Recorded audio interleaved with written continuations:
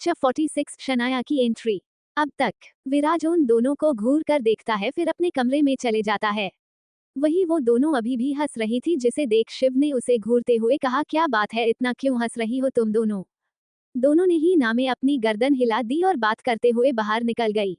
शिव ने दोनों को देख नामे अपना सिर हिला दिया और दोनों के पीछे ही वो भी घर से बाहर निकल गया।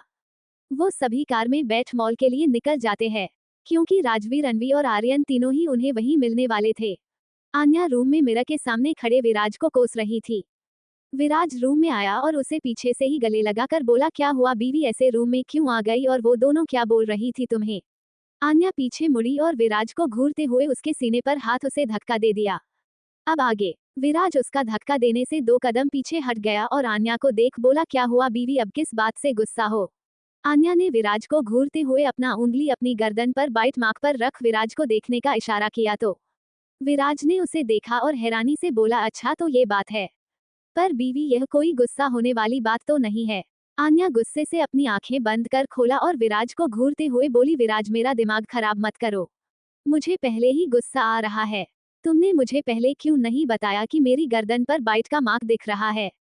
विराज ने उसे कमर से होल्ड करते हुए कहा, बीवी मैंने सच में पहले ध्यान नहीं दिया, सॉरी, आगे से ध्यान रखूंगा। आन्या उस छूटकर मुड़ गई और मिरर में देख अपने मार्क को हाइड करने लगी।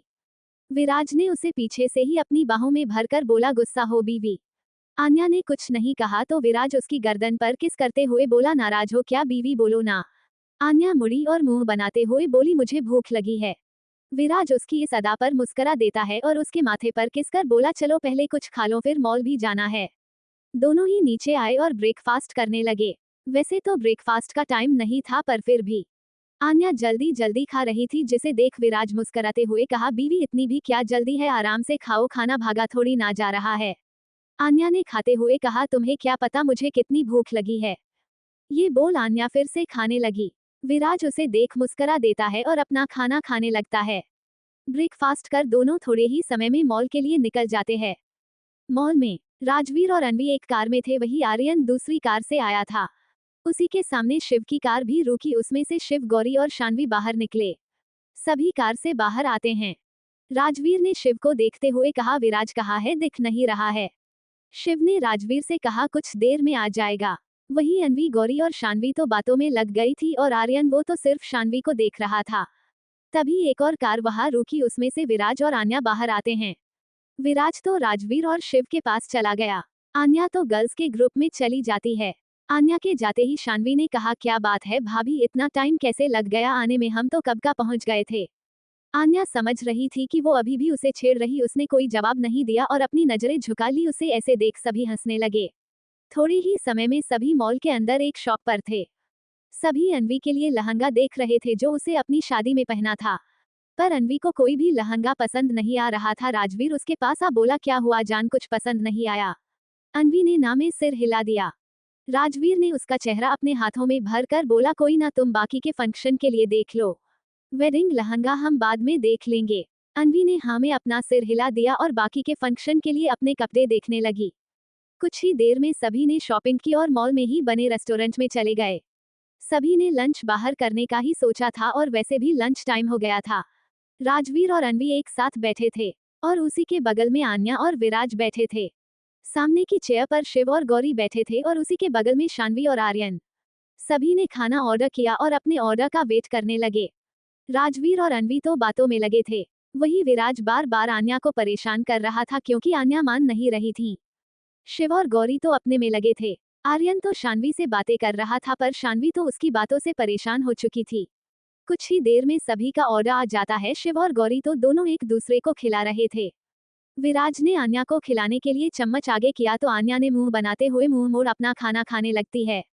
राजवीर भी अनवी को खिला रहा था। आर्यन और शानवी तो अपना अपना खाना खा रहे थे। सभी खाना खा ही रहे थे, तभी पीछे से किसी की आवाज आई, शिव। सबने मुड़कर देखा तो सामने एक लड़की खड़ी थी, जिसने ब्लैक कलर की मिनी ड्रेस पहनी थी और दुनिया भर का मेकअप किया हुआ था। वो आगे बढ़ शिव को गले लगा, उसके गाल पर किस कर देती है। सभी उसे देख रहे थे। राजवीर ने कहा, शनाया तुम यहाँ। विराज ने भी कहा, हाँ शनाया, तुम तो अस गई थी, वापस कब आई। ये थी शनाया, शिव, राजवीर और विराज की दोस्त। वो शिव के बगल में जो चेयर खाली थी वही बैठ जाती है। राजवीर और विराज दोनों को ही हेलो कहा। वही सारी लड़कियां तो उसे हैरानी से देख रही थी। To be continued. Please read. जिड इश्क कीच 47। ये हमारी कॉलेज फ्रेंड है। अब तक। विराज ने आन्या को खिलाने के लिए चम्मच आगे किया तो आन्या ने मुंह बनाते हुए मुंह मोड़ अपना खाना खाने लगती है। राजवीर भी अनवी को खिला रहा था। आर्यन और शानवी तो अपना अपना खाना खा रहे थे। सभी खाना खा ही रहे थे तभी पीछे से किसी की आवाज आई। शिव। सबने मुड़कर देखा तो सामने एक लड़की खड़ी थी जिसने ब्लैक कलर की मिनी ड्रेस पहनी थी और दुनिया भर का मेकअप किया हुआ था। वो आगे बढ़ शिव को गले लगा उसके गाल पर किस कर देती है। सभी उसे देख रहे थे। राजवीर ने कहा शनाया तुम यहाँ। विराज ने भी कहा हाँ शनाया तुम तो अस गई थी वापस कब आई। ये थी शनाया शिव राजवीर और विराज की दोस्त। वो शिव के बगल में जो चेयर खाली थी वही बैठ जाती है। राजवीर और विराज दोनों को ही हेलो कहा। वही सारी लड़कियां तो उसे हैरानी से देख रही थी। अब आगे। विराज ने सभी को शनाया को ऐसे देखते हुए पाया तो बोला ये शनाया है हमारी कॉलेज फ्रेंड। शनाया ने सभी को हेलो कहा। राजवीर ने शनाया को सभी से मिलवाते हुए कहा शनाया यह अनवी है मेरी होने वाली बीवी। और यह आन्या अनवी की बहन और विराज की वाइफ। ये गौरी शिव की वाइफ और यह शानवी शिव और विराज की बहन। राजवीर ने सभी को इंट्रोड्यूस करवाया। उसके बाद तीनों ही शनाया से बातें कर रहे थे। वही सभी उन्हें देख रहे थे पर गौरी तो उन्हें घूर रही थी क्योंकि शनाया ने शिव के हाथ को पकड़ कर रखा था। गौरी को बुरा लग रहा था। उसकी आंखें नम हो गई थीं। उसने खड़े होते हुए कहा शानवी मुझे घर जाना है मेरी तबीयत ठीक नहीं लग रही। शानवी ने खड़े हो कहा क्या हुआ भाभी आप ठीक तो है ना। गौरी ने हाँ में अपना सिर हिला दिया तो शिव ने भी उसकी फिक्र करते हुए कहा क्या हुआ बेबी तुम ठीक तो हो ना। नहीं मुझे कुछ नहीं हुआ बस घर जाना है। शिव उसे अपने साथ ले जाते हुए बोला तुम सब घर आ जाना मैं जा रहा हूँ। ये बोल शिव उसे लिए वहां से निकल जाता है। राजवीर ने शनाया को देखकर कहा अच्छा अब हम चलते हैं और तुम शादी में तो आ रही हो ना। शनाया ने हाँ कहा और बाकी सभी भी वहां से निकल गए। शनाया उन्हें जाता देख अपने चेहरे पर गुस्से वाले एक्सप्रेशन लाते हुए बोली शिव तुमने शादी कर ली पर कोई नहीं तुम सिर्फ मेरे हो। मैं तुम्हें पा कर रहूंगी। दूसरी तरफ शिव कार ड्राइव कर रहा था पर उसका ध्यान गौरी पर ही था। उसने कहा क्या हुआ परेशान हो। गौरी ने कहा कुछ नहीं। शिव ने उसके फेस एक्सप्रेशन देख बोला तुम्हें बुरा लगा शनाया ने मेरा हाथ पकड़ा तो। अरे यार वो सिर्फ मेरी दोस्त है। गौरी ने रोते हुए कहा वो अगर सिर्फ तुम्हारी दोस्त हैं तो उसने तुम्हें किस क्यों किया तुम्हारा हाथ क्यों पकड़ रखा था। बोलो। शिव ने गाड़ी साइड में लगाया और उसका चेहरा अपने हाथ में पकड़ बोला ऐसा कुछ नहीं है। वो सच में मेरी दोस्त है। तुम्हें कुछ भी ऐसा वैसा नहीं सोचना चाहिए। ये बोल शिव उसे गले लगा लेता है। वो रो रही थी। शिव को पता था कि गौरी कितनी नर्म दिल की है उसमें बहुत ही मासूमियत है वो कोई भी बात अपने दिल से लगा लेती थी। शिव ने उसे चुप करवाया और उसका मन हल्का करने के लिए बोला जान आइसक्रीम खाओगी। गौरी ने मुस्कुराकर कहा हाँ। उसका दिल भी कुछ हल्का हो गया था। दोनों ही एक आइसक्रीम पार्लर में जाते हैं और दोनों आइसक्रीम खाकर घर के लिए निकल जाते हैं। राजवीर अनवी को घर छोड़ देता है और विराज आन्या और शानवी को घर ले जाता है। आर्यन भी घर चले जाता है। अगला दिन। अनवी जब सोकर उठती है तो देखती है सामने एक बहुत ही खूबसूरत डिजाइनर लहंगा था जो रेड और गोल्डन कॉम्बिनेशन में था। उसका डिजाइन बहुत ही यूनिक था। इतना कि कोई भी उसे देखे तो देखता ही रह जाए। अनवी खुश होते हुए उस लहंगे को घूम घूम कर देख रही थी तभी उसे एक नोट वहां देखा। उसने उसे अपने हाथ में लिया और उसे पढ़ने लगी। उसमें लिखा था यह मेरी जान के लिए। अनवी उसे देख बहुत ही ज्यादा खुश हो जाती है तभी उसका फोन रिंग करता है वो अपना फोन देखती है तो उसमें राजवीर का कॉल आ रहा था। उसने झट से कॉल पिक किया। अनवी ने कहा good morning mister Shekhawat. Rajveer ने कहा गुड मॉर्निंग जान। अनवी उसकी बात सुन अनवी मुस्करा देती है। राजवीर ने कहा अच्छा ये बोलो मेरा गिफ्ट कैसा लगा पसंद तो आया ना। अनवी ने खुश होते हुए कहा हाँ ये तो बहुत ही सुंदर है। मुझे बहुत पसंद भी आया। राजवीर ने मुस्कराते हुए कहा मुझे पता था तुम्हें पसंद आएगा। अब तुम हमारी शादी में यही पहनना। अनवी ने कहा मुझे आपकी याद आ रही है। राजवीर ने कहा तो आ जाओ। नहीं कुछ दिनों में फंक्शन स्टार्ट हो जाएंगे। अनवी ने कहा ठीक है नहीं आता वैसे भी कल हमारी मेहंदी फंक्शन है उसके बाद संगीत फिर हल्दी और उसके बाद शादी। अनवी ने कहा अच्छा अब आप अपने ऑफिस जाइए क्योंकि कल से शादी के सारे फंक्शन में आप कहीं भी नहीं जाएंगे। शादी तक। राजवीर ने शरारती मुस्कान लिए कहा शादी तक क्या शादी के बाद भी मैं तुम्हें छोड़ कहीं नहीं जाऊंगा। कम से कम 1 महीने तो बिल्कुल भी नहीं। अनवी उसकी बातों से शर्मा जाती है और बोली आप ऑफिस जाइए और मुझे परेशान करना छोड़ दीजिए वरना मैं बता देती हूँ मैं नाराज हो जाऊंगी। राजवीर ने कॉल पर ही अनवी को किस दिया और बोला आई लव यू जान। अनवी ने भी मुस्कुराते हुए कहा I love you mister Shekhawat. Rajveer खुश होते हुए कॉल कट कर देता है। अनवी भी कॉल कट देख मुस्कुरा देती है और फिर से अपना लहंगा देखने लगती है। To be continued. Please read Zid Ishq कीच 48 मेहदी और संगीत। अब तक। अनवी ने कहा मुझे आपकी याद आ रही है। राजवीर ने कहा तो आ जाओ। नहीं कुछ दिनों में फंक्शन स्टार्ट हो जाएंगे। अनवी ने कहा ठीक है नहीं आता, वैसे भी कल हमारी मेहंदी फंक्शन है, उसके बाद संगीत, फिर हल्दी और उसके बाद शादी। अनवी ने कहा अच्छा अब आप अपने ऑफिस जाइए क्योंकि कल से शादी के सारे फंक्शन में आप कहीं भी नहीं जाएंगे। शादी तक। राजवीर ने शरारती मुस्कान लिए कहा शादी तक क्या, शादी के बाद भी मैं तुम्हें छोड़ कहीं नहीं जाऊंगा, कम से कम 1 महीने तो बिल्कुल भी नहीं। अनवी उसकी बातों से शर्मा जाती है और बोली आप ऑफिस जाइए और मुझे परेशान करना छोड़ दीजिए, वरना मैं बता देती हूँ मैं नाराज हो जाऊंगी। राजवीर ने कॉल पर ही अनवी को किस दिया और बोला आई लव यू जान। अनवी ने भी मुस्कुराते हुए कहा I love you mister Shekhawat. Rajveer खुश होते हुए कॉल कट कर देता है। अनवी भी कॉल कट देख मुस्कुरा देती है और फिर से अपना लहंगा देखने लगती है। अब आगे। अगला दिन। सुबह से ही सारे घर में तैयारियां चल रही थी क्योंकि आज अनवी की मेहंदी थी। पूरे घर को बहुत ही सुंदर सजाया गया था। हॉल में ही सारे अरेंजमेंट किए गए थे। सभी मेहमान भी आ गए थे।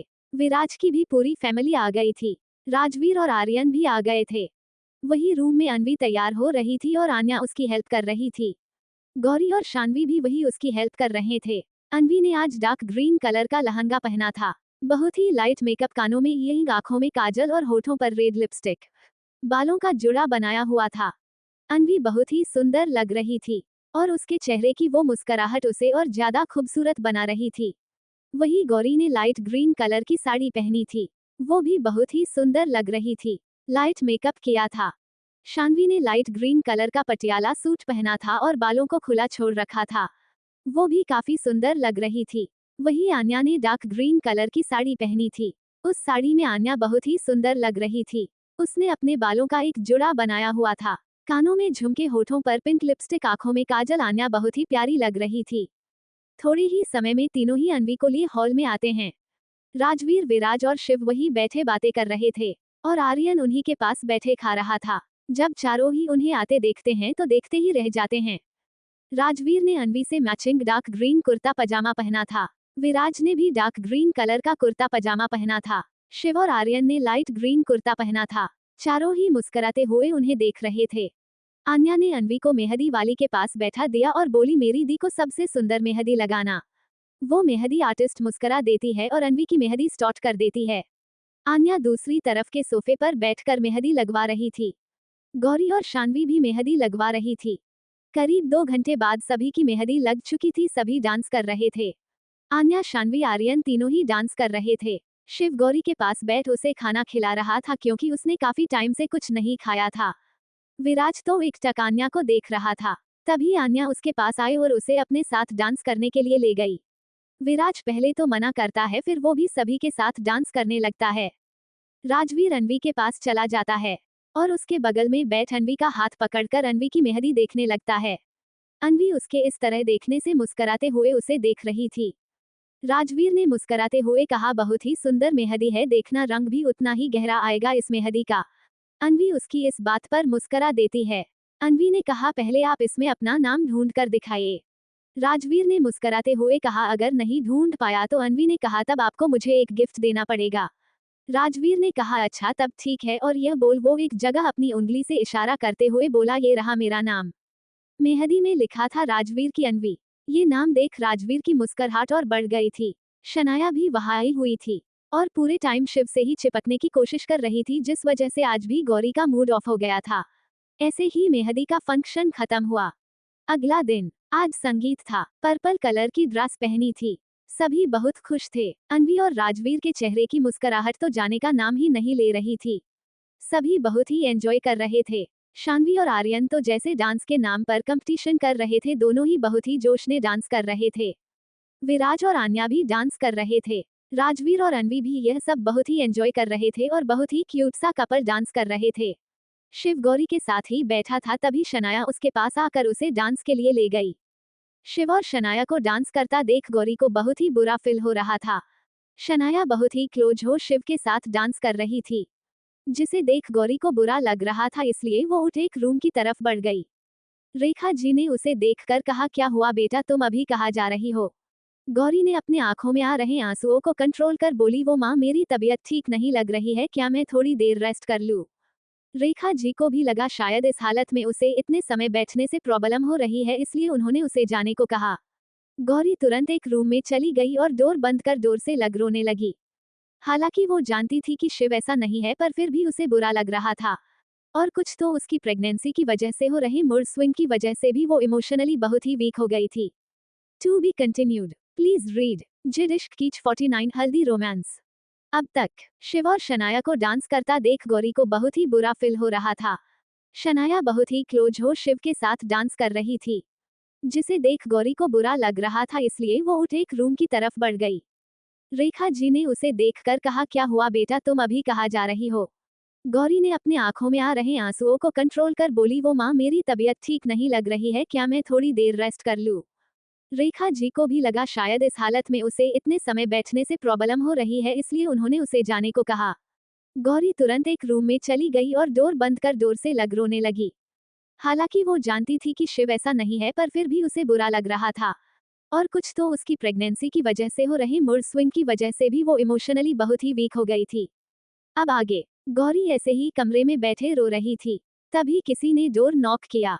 उसने जल्दी से अपने आंसू पोंछकर डोर खोला तो सामने शिव खड़ा था और मुस्कुराते हुए उसे देख रहा था। पर उसकी लाल आंखें देख वो घबराते हुए बोला, क्या हुआ जाना, तुम रो क्यों रही हो? उसने अपने आंसू को कंट्रोल कर बोला, ऐसी कोई बात नहीं है, बस मुझे वॉमिटिंग हो रही थी जिस वजह से मेरी आंखें हल्की लाल हो गई, बस और कोई बात नहीं है। उसकी बात उसे तसल्ली हुई और रूम के अंदर आते हुए बोला, चलो पहले कुछ खा लो, बहुत देर से भूखी बैठी हो, मेरा बेबी वीक हो जाएगा। शिव ने अपने साथ लाई खाने की प्लेट टेबल पर रख देता है और फिर उसका हाथ पकड़ उसे लेकर आता है और उसे अपनी गोद में ही लिए सोफे पर बैठ जाता है। शिव ने उसे जूस का ग्लास गौरी के होठों के पास ला बोला, ये लो पहले जूस पियो। गौरी ने अपना सिर ना में हिला दिया तो शिव ने उसे देख उसके पेट पर हाथ रख बोला, हेलो बेबी, मैं आपका पापा। वो क्या है ना, आपकी मम्मा कुछ खा नहीं रही है तो आप उन्हें बताओ कि आपको भूख लगी है। गौरी उसकी इस बात पर मुस्करा देती है। गौरी मुस्कराते हुए शिव को देख रही थी। शिव अपनी बातें जारी रख बोला, क्या बेबी, आपने कहा कि आपको को जूस पीना है, ठीक है मैं आपकी मम्मा को बोल देता हूँ। गौरी मुस्कराते हुए अभी भी उसे देख रही थी। शिव ने उसकी तरफ देखकर कहा, देखो जाना, मेरे बेबी को भूख लगी है और उसे जूस पीना है तो बिना किसी भी नखरे किए पिलो, समझी, नहीं तो बेबी गुस्सा हो जाएगा।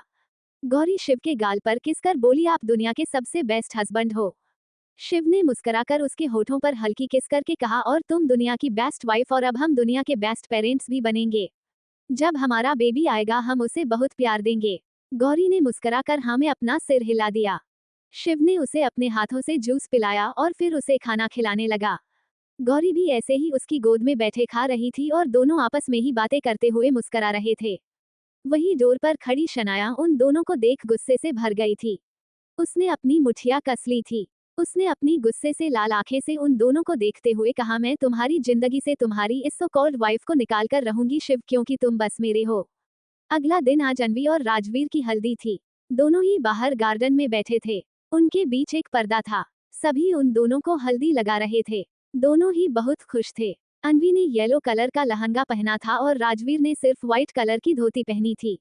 दोनों ही बहुत अच्छे लग रहे थे। आन्या ने राजवीर को हल्दी लगाते हुए बोली, जीजू अच्छे से हल्दी लगा लीजिए, तब आप और ज्यादा गोरे हो जाएंगे। राजवीर उसकी बात सुन मुस्करा देता है। हल्दी का फंक्शन खत्म हुआ, सभी अपने अपने रूम में चले गए थे। अनवी और राजवीर अब शादी तक एक दूसरे को नहीं देख सकते थे, इसलिए दोनों एक दूसरे को हल्दी नहीं लगा पाए थे, पर फिर भी दोनों खुश थे। आन्या रूम में आई और अपनी ज्वेलरी निकाल रही थी। तभी विराज ने उसे पीछे से ही गले लगा लिया और उसकी गर्दन पर किस करते हुए बोला, आज तो तुम इतनी खूबसूरत लग रही थी कि मन कर रहा था अभी के अभी तुम्हें किस कर लूं। आन्या मुस्कुराते हुए पलटी और बोली, अच्छा इतनी बातें बनाने से कोई फायदा नहीं है, मुझे पता है आज आप राजवीर जीजू के बैचलर पार्टी में जाना चाहते हैं, इसलिए मस्का लगा रहे हैं, है ना? विराज ने मुस्कुराते हुए हाँ में अपनी गर्दन हिला दी।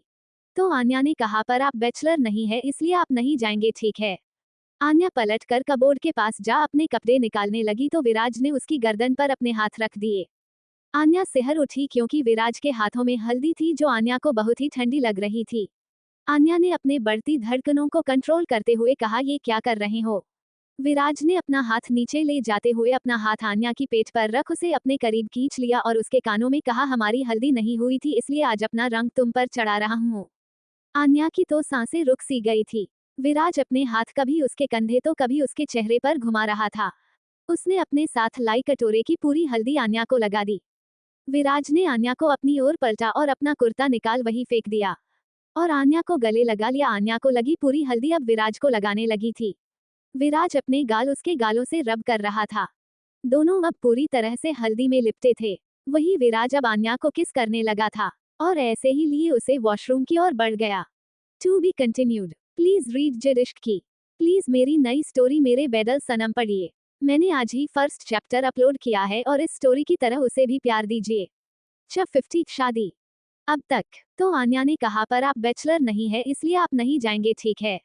आन्या पलट कर कबोर्ड के पास जा अपने कपड़े निकालने लगी तो विराज ने उसकी गर्दन पर अपने हाथ रख दिए। आन्या सिहर उठी क्योंकि विराज के हाथों में हल्दी थी जो आन्या को बहुत ही ठंडी लग रही थी। आन्या ने अपने बढ़ती धड़कनों को कंट्रोल करते हुए कहा, ये क्या कर रहे हो? विराज ने अपना हाथ नीचे ले जाते हुए अपना हाथ आन्या की पेट पर रख उसे अपने करीब खींच लिया और उसके कानों में कहा, हमारी हल्दी नहीं हुई थी इसलिए आज अपना रंग तुम पर चढ़ा रहा हूँ। आन्या की तो सांसें रुक सी गई थी। विराज अपने हाथ कभी उसके कंधे तो कभी उसके चेहरे पर घुमा रहा था। उसने अपने साथ लाई कटोरे की पूरी हल्दी आन्या को लगा दी। विराज ने आन्या को अपनी ओर पलटा और अपना कुर्ता निकाल वही फेंक दिया और आन्या को गले लगा लिया। आन्या को लगी पूरी हल्दी अब विराज को लगाने लगी थी। विराज अपने गाल उसके गालों से रब कर रहा था। दोनों अब पूरी तरह से हल्दी में लिपटे थे। वही विराज अब आन्या को किस करने लगा था और ऐसे ही लिए उसे वॉशरूम की ओर बढ़ गया। अब आगे विराज ने आन्या को शॉवर के नीचे खड़े कर शॉवर ऑन कर दिया। शॉवर ऑन होते ही उन दोनों पर शॉवर का ठंडा पानी पड़ रहा था। दोनों अभी भी एक दूसरे में खोए हुए थे। दोनों की किस बहुत ही पैशनेट थी। काफी देर बाद विराज आन्या के होठों को छोड़ उसके गर्दन और कंधों पर किस करने लगा। आन्या ने अपनी बढ़ती सांसों को नॉर्मल करते हुए कहा, विराज क्या कर रहे हो, छोड़ो मुझे बाहर जाना है। विराज ने उसकी गर्दन पर बाइट कर दिया। आन्या की दर्द से एक आह निकल गई। विराज ने उसे किस करते हुए ही कहा, नहीं तुम कहीं नहीं जा रही और वैसे भी फंक्शन खत्म हो गया है इसलिए बहाना मत बनाओ और मेरा साथ दो। आन्या ने कहा, पर विराज अभी हमें कोई भी बुलाने आ सकता है, प्लीज अभी चलो। विराज अब झुककर अपने घुटनों पर बैठे आन्या की साड़ी को कमर से हटाकर वहां किस करने लगता है। वही अब आन्या के हाथ अब विराज के बालों में चल रहे थे। विराज ने वापस ऊपर उसके होठों पर अपने होठ रख किस करने लगा। वो किस कर थोड़ा पीछे हटा और आन्या को देखने लगा। आन्या की पूरी साड़ी भीग गई थी और भीगने की वजह से पूरी साड़ी उसके बदन से चिपक गई थी। आन्या अभी भी आंखें बंद किए दीवार से टेक लगाए खड़ी थी। उसने आंखें खोल विराज को देखा तो विराज उसे ही देख रहा था। आन्या मुस्कुराते हुए तुरंत पलट गई। विराज मुस्कुराते हुए एक बार फिर उसकी तरफ बढ़ा और पीछे से ही उसकी गर्दन पर किस करने लगा। उसने उसकी ब्लाउज की डोरी खोल दी और उसकी पीठ पर किस करने लगा। आन्या का ब्लाउज सिर्फ डोरियों से टिका हुआ था और डोरी खुलते ही उसका ब्लाउज आगे की ओर खिसक गया। आन्या ने अपने दोनों हाथों से ब्लाउज को आगे से पकड़ लिया। विराज ने उसके दोनों हाथों को अपने हाथ से पकड़ लिया तो उसका ब्लाउज नीचे गिर गया। आन्या ने फिर से कहा, प्लीज विराज मत करो ना। विराज ने उसे अपनी ओर पलटा और उसकी गर्दन पर किस करते हुए बोला, नहीं बीवी कब नहीं प्लीज। विराज ने उसकी साड़ी भी निकाल दी। विराज उसे हर जगह किस और बाइट कर रहा था। आन्या भी अब विराज का पूरा साथ दे रही थी। थोड़ी ही समय में दोनों के कपड़े बाथरूम में फैले हुए थे। दोनों की सांसों का शोर बाथरूम में गूंज रहा था। आन्या की आहें उसे और ज्यादा मदहोश कर रही थी। करीब एक बाद विराज और आन्या बाथरूम से बाहर आए। विराज ने एक टॉवल अपनी कमर पर लपेट रखा था, वहीं आन्या ने अपना बाथरोब पहना हुआ था। विराज ने आन्या को अपने गोद में उठाया हुआ था। विराज आन्या को बेड पर बैठा दिया और कबोर्ड से आन्या के कपड़े निकाल करके आया और उसे पहनाने लगा। आन्या को बहुत दर्द हो रहा था इसलिए वो भी ज्यादा रिएक्ट नहीं करती और ऐसे ही बैठी थी। विराज भी अपने कपड़े पहन लेता है और आन्या के गाल पर हाथ रख बोला, तुम यही रहो, खाना मैं रूम में मंगा देता हूँ। ठीक है। आन्या ने हाँ कहा और विराज ने खाना रूम में मंगा लिया। वैसे भी रात हो गई थी इसलिए सबका डिनर लगभग हो गया था। दोनों ने अपना खाना खाया और विराज आन्या को अपनी बाहों में लिए लेट गया। दोनों ही कुछ देर में सो गए। अगली सुबह आज शादी का दिन था, जिसका राजवीर और अनवी दोनों ने ही बहुत इंतजार किया था। राजवीर अपने कमरे में तैयार हो रहा था और शिवारियन और विराज वही थे, उसकी हेल्प कर रहे थे। तीनों ने ही डार्क ब्लू कलर के कुर्ता पजामा पहना था। राजवीर ने क्रीम और गोल्डन कॉम्बिनेशन में शेरवानी पहनी थी, जो उस पर बहुत ही अच्छी लग रही थी। वहीं दूसरे रूम में अनवी तैयार हो रही थी। उसने वही लहंगा पहना था जो राजवीर लेकर आया था। उस लहंगे में वो बहुत खूबसूरत लग रही थी। अपने बालों का जुड़ा बनवाया था और पूरे रेड रोजेस उसके जुड़े में लगे हुए थे। चेहरे पर न्यूड मेकअप और होठों पर गहरी रेड लिपस्टिक। वो बहुत ही प्यारी लग रही थी। वहीं आन्या ने डार्क ब्लू कलर का लहंगा पहना था और बालों को खुला छोड़ा था। हल्का मेकअप और होठों पर लिपस्टिक, वो भी बहुत प्यारी लग रही थी। गौरी ने डार्क ब्लू कलर में साड़ी पहनी थी। वहीं शान्वी ने लहंगा पहना था। कुछ ही देर में अनवी और राजवीर मंडप में थे। उनकी शादी की विधि चल रही थी। फिर उनके फेरे हुए और बाद में राजवीर ने अनवी की मांग में सिंदूर भरा। सिंदूर उसके माथे से होते हुए उसकी नाक पर गिर गया। राजवीर ने फिर उसे मंगलसूत्र पहनाया। दोनों की शादी बहुत ही अच्छे से हुई थी। वो दोनों बहुत खुश थे। दोनों ने सभी का आशीर्वाद लिया। राजवीर अपने जूते ढूंढने लगा पर वो उसे कहीं मिले नहीं तो उसने मुस्कुराते हुए आन्या की तरफ देखा और बोला, साली साहिबा मेरे जूते। आन्या ने हंसते हुए कहा, अरे जीजू, वो तो पहले आपको नेक देना होगा तब मिलेंगे। अब ये तो मेरा हक है ना? दीजिए मेरा गिफ्ट। राजवीर ने मुस्कुराते हुए कहा, क्या चाहिए? विराज ने आगे आते हुए कहा, इतना अच्छा तुम्हें पति मिला है, अब और क्या चाहिए? आन्या ने उसे घूर कर देखा तो विराज मुस्कुरा दिया। राजवीर ने एक एनवलेप निकालकर आन्या के हाथ में रख दिया और बोला, ये रहा तुम्हारा नेक। आन्या ने मुस्कुराते हुए वो एनवेलप लिया और राजवीर को उसके जूते दे दिए। To be continued. Please read. Zid Ishq कीच 51 विदाई और गौरी का रोना। अब तक कुछ ही देर में अनवी और राजवीर मंडप में थे। उनकी शादी की विधि चल रही थी। फिर उनके फेरे हुए और बाद में राजवीर ने अनवी की मांग में सिंदूर भरा। सिंदूर उसके माथे से होते हुए उसकी नाक पर गिर गया। राजवीर ने फिर उसे मंगलसूत्र पहनाया। दोनों की शादी बहुत ही अच्छे से हुई थी। वो दोनों बहुत खुश थे। दोनों ने सभी का आशीर्वाद लिया। राजवीर अपने जूते ढूंढने लगा पर वो उसे कहीं मिले नहीं तो उसने मुस्कुराते हुए आन्या की तरफ देखा और बोला, साली साहिबा मेरे जूते। आन्या ने हंसते हुए कहा, अरे जीजू, वो तो पहले आपको नेक देना होगा तब मिलेंगे। अब ये तो मेरा हक है ना? दीजिए मेरा गिफ्ट। राजवीर ने मुस्कुराते हुए कहा, क्या चाहिए? विराज ने आगे आते हुए कहा, इतना अच्छा तुम्हें पति मिला है, अब और क्या चाहिए? आन्या ने उसे घूर कर देखा तो विराज मुस्कुरा दिया। राजवीर ने एक एनवलेप निकालकर आन्या के हाथ में रख दिया और बोला, ये रहा तुम्हारा नेक। आन्या ने मुस्कुराते हुए वो एनवेलप लिया और राजवीर को उसके जूते दे दिए। अब आगे सभी का खाना पीना होने के बाद बारी आई अनवी की विदाई की। सभी काफी इमोशनल हो गए। अनवी भी रो रही थी। अनवी के मम्मा पापा और आन्या सभी के आंखों में आंसू थे। अनवी अपने पापा के गले लग रो रही थी। आखिर वो अपने पापा से ही सबसे ज्यादा अटैच्ड थी।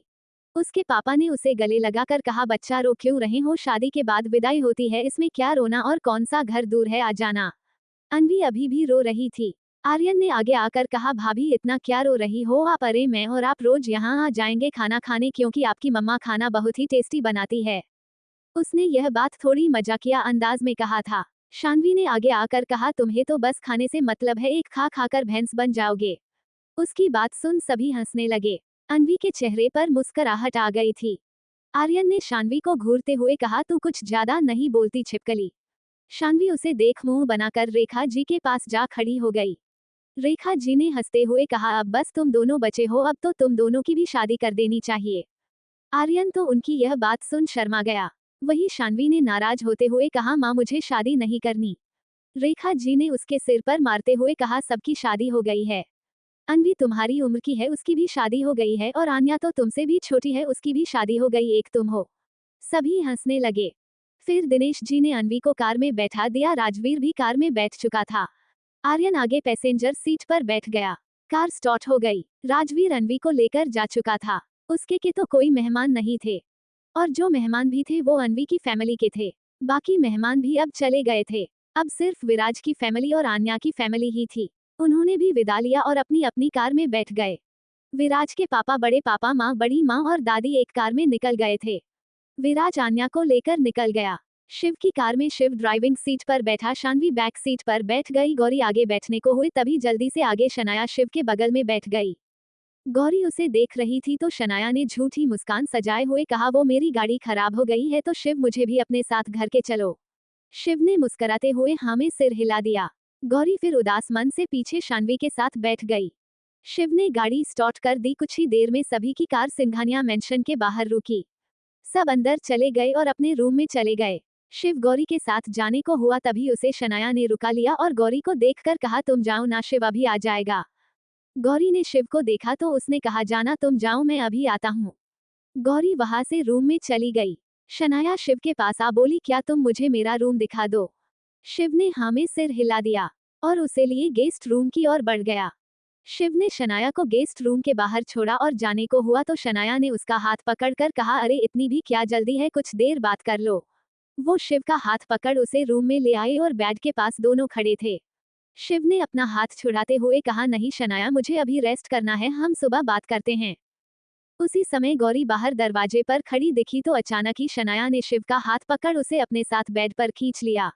दोनों ही बेड पर थे। शनाया बेड पर थी, वही शिव उसके ऊपर था। गौरी ने उसी समय दोनों को देखा। उसकी आंखों से आंसू बहने लगे। वो जल्दी से वहां से चली गई। शिव भी जल्दी से बेड से उठा और अपने रूम की ओर बढ़ गया। वही गौरी किचन में चली गई थी, वो वहीं बैठे रो रही थी। तभी वहां शनाया आए और गौरी को देख बोली, क्या हुआ गौरी, तुम रो क्यों रही हो। गौरी ने कोई जवाब नहीं दिया और जाने लगी तो शनाया ने पीछे से ही कहा, क्या हुआ, कुछ कहना नहीं है। कोई बात नहीं, मैं ही तुम्हें बता देती हूँ कि शिव तुमसे नहीं मुझसे प्यार करता है, और वो भी अभी से नहीं, कॉलेज टाइम से। उसने तो मुझे प्रपोज भी किया था और हम रिलेशन में भी थे। पर क्या है ना, अभी उसकी शादी हो गई, इसलिए बस तुम्हारे सामने वो ऐसे रिएक्ट करता है, बट वो अभी भी मुझे प्यार करता है, तभी तो अभी रूम में तुमने देखा ही होगा ना। गौरी उसकी बात सुन रो रही थी। वो शॉक्ड रह गई थी। उसे विश्वास नहीं हो रहा था कि शिव उसे नहीं, अभी भी शनाया को प्यार करता है। वो पूरी तरह से टूट गई थी। वो अपने रूम की ओर भाग गई। To be continued. Please read. Zid Ishq की चैप्टर 52 गृह प्रवेश। अब तक उसकी आंखों से आंसू बहने लगे। वो जल्दी से वहां से चली गई। शिव भी जल्दी से बेड से उठा और अपने रूम की ओर बढ़ गया। वही गौरी किचन में चली गई थी। वो वहीं बैठे रो रही थी। तभी वहां शनाया आए और गौरी को देख बोली, क्या हुआ गौरी, तुम रो क्यों रही हो। गौरी ने कोई जवाब नहीं दिया और जाने लगी तो शनाया ने पीछे से ही कहा, क्या हुआ, कुछ कहना नहीं है। कोई बात नहीं, मैं ही तुम्हें बता देती हूँ कि शिव तुमसे नहीं मुझसे प्यार करता है, और वो भी अभी से नहीं, कॉलेज टाइम से। उसने तो मुझे प्रपोज भी किया था और हम रिलेशन में भी थे। पर क्या है ना, अभी उसकी शादी हो गई, इसलिए बस तुम्हारे सामने वो ऐसे रिएक्ट करता है, बट वो अभी भी मुझे प्यार करता है, तभी तो अभी रूम में तुमने देखा ही होगा ना। गौरी उसकी बात सुन रो रही थी। वो शॉक्ड रह गई थी। उसे विश्वास नहीं हो रहा था कि शिव उसे नहीं, अभी भी शनाया को प्यार करता है। वो पूरी तरह से टूट गई थी। वो अपने रूम की ओर भाग गई। अब आगे। गौरी रोते हुए रूम में पहुंची और जल्दी से वॉशरूम में जाकर जल्दी से डोर लॉक कर देती है। वही शिव जो बेड पर बैठे उसी का वेट कर रहा था, उसे देख वो जल्दी से डोर के पास जाता है और डोर नॉक कर बोला, जाना, क्या हुआ, तबीयत ठीक नहीं है क्या हुआ है, कुछ कहो ना। वो लगातार डोर नॉक कर रहा था। वही अंदर गौरी मुंह पर अपना हाथ रखे रो रही थी। शिव ऐसे ही डोर नॉक कर रहा था। कुछ देर में गौरी ने डोर ओपन किया और बाहर आई। उसने बाथरोब पहन रखा था।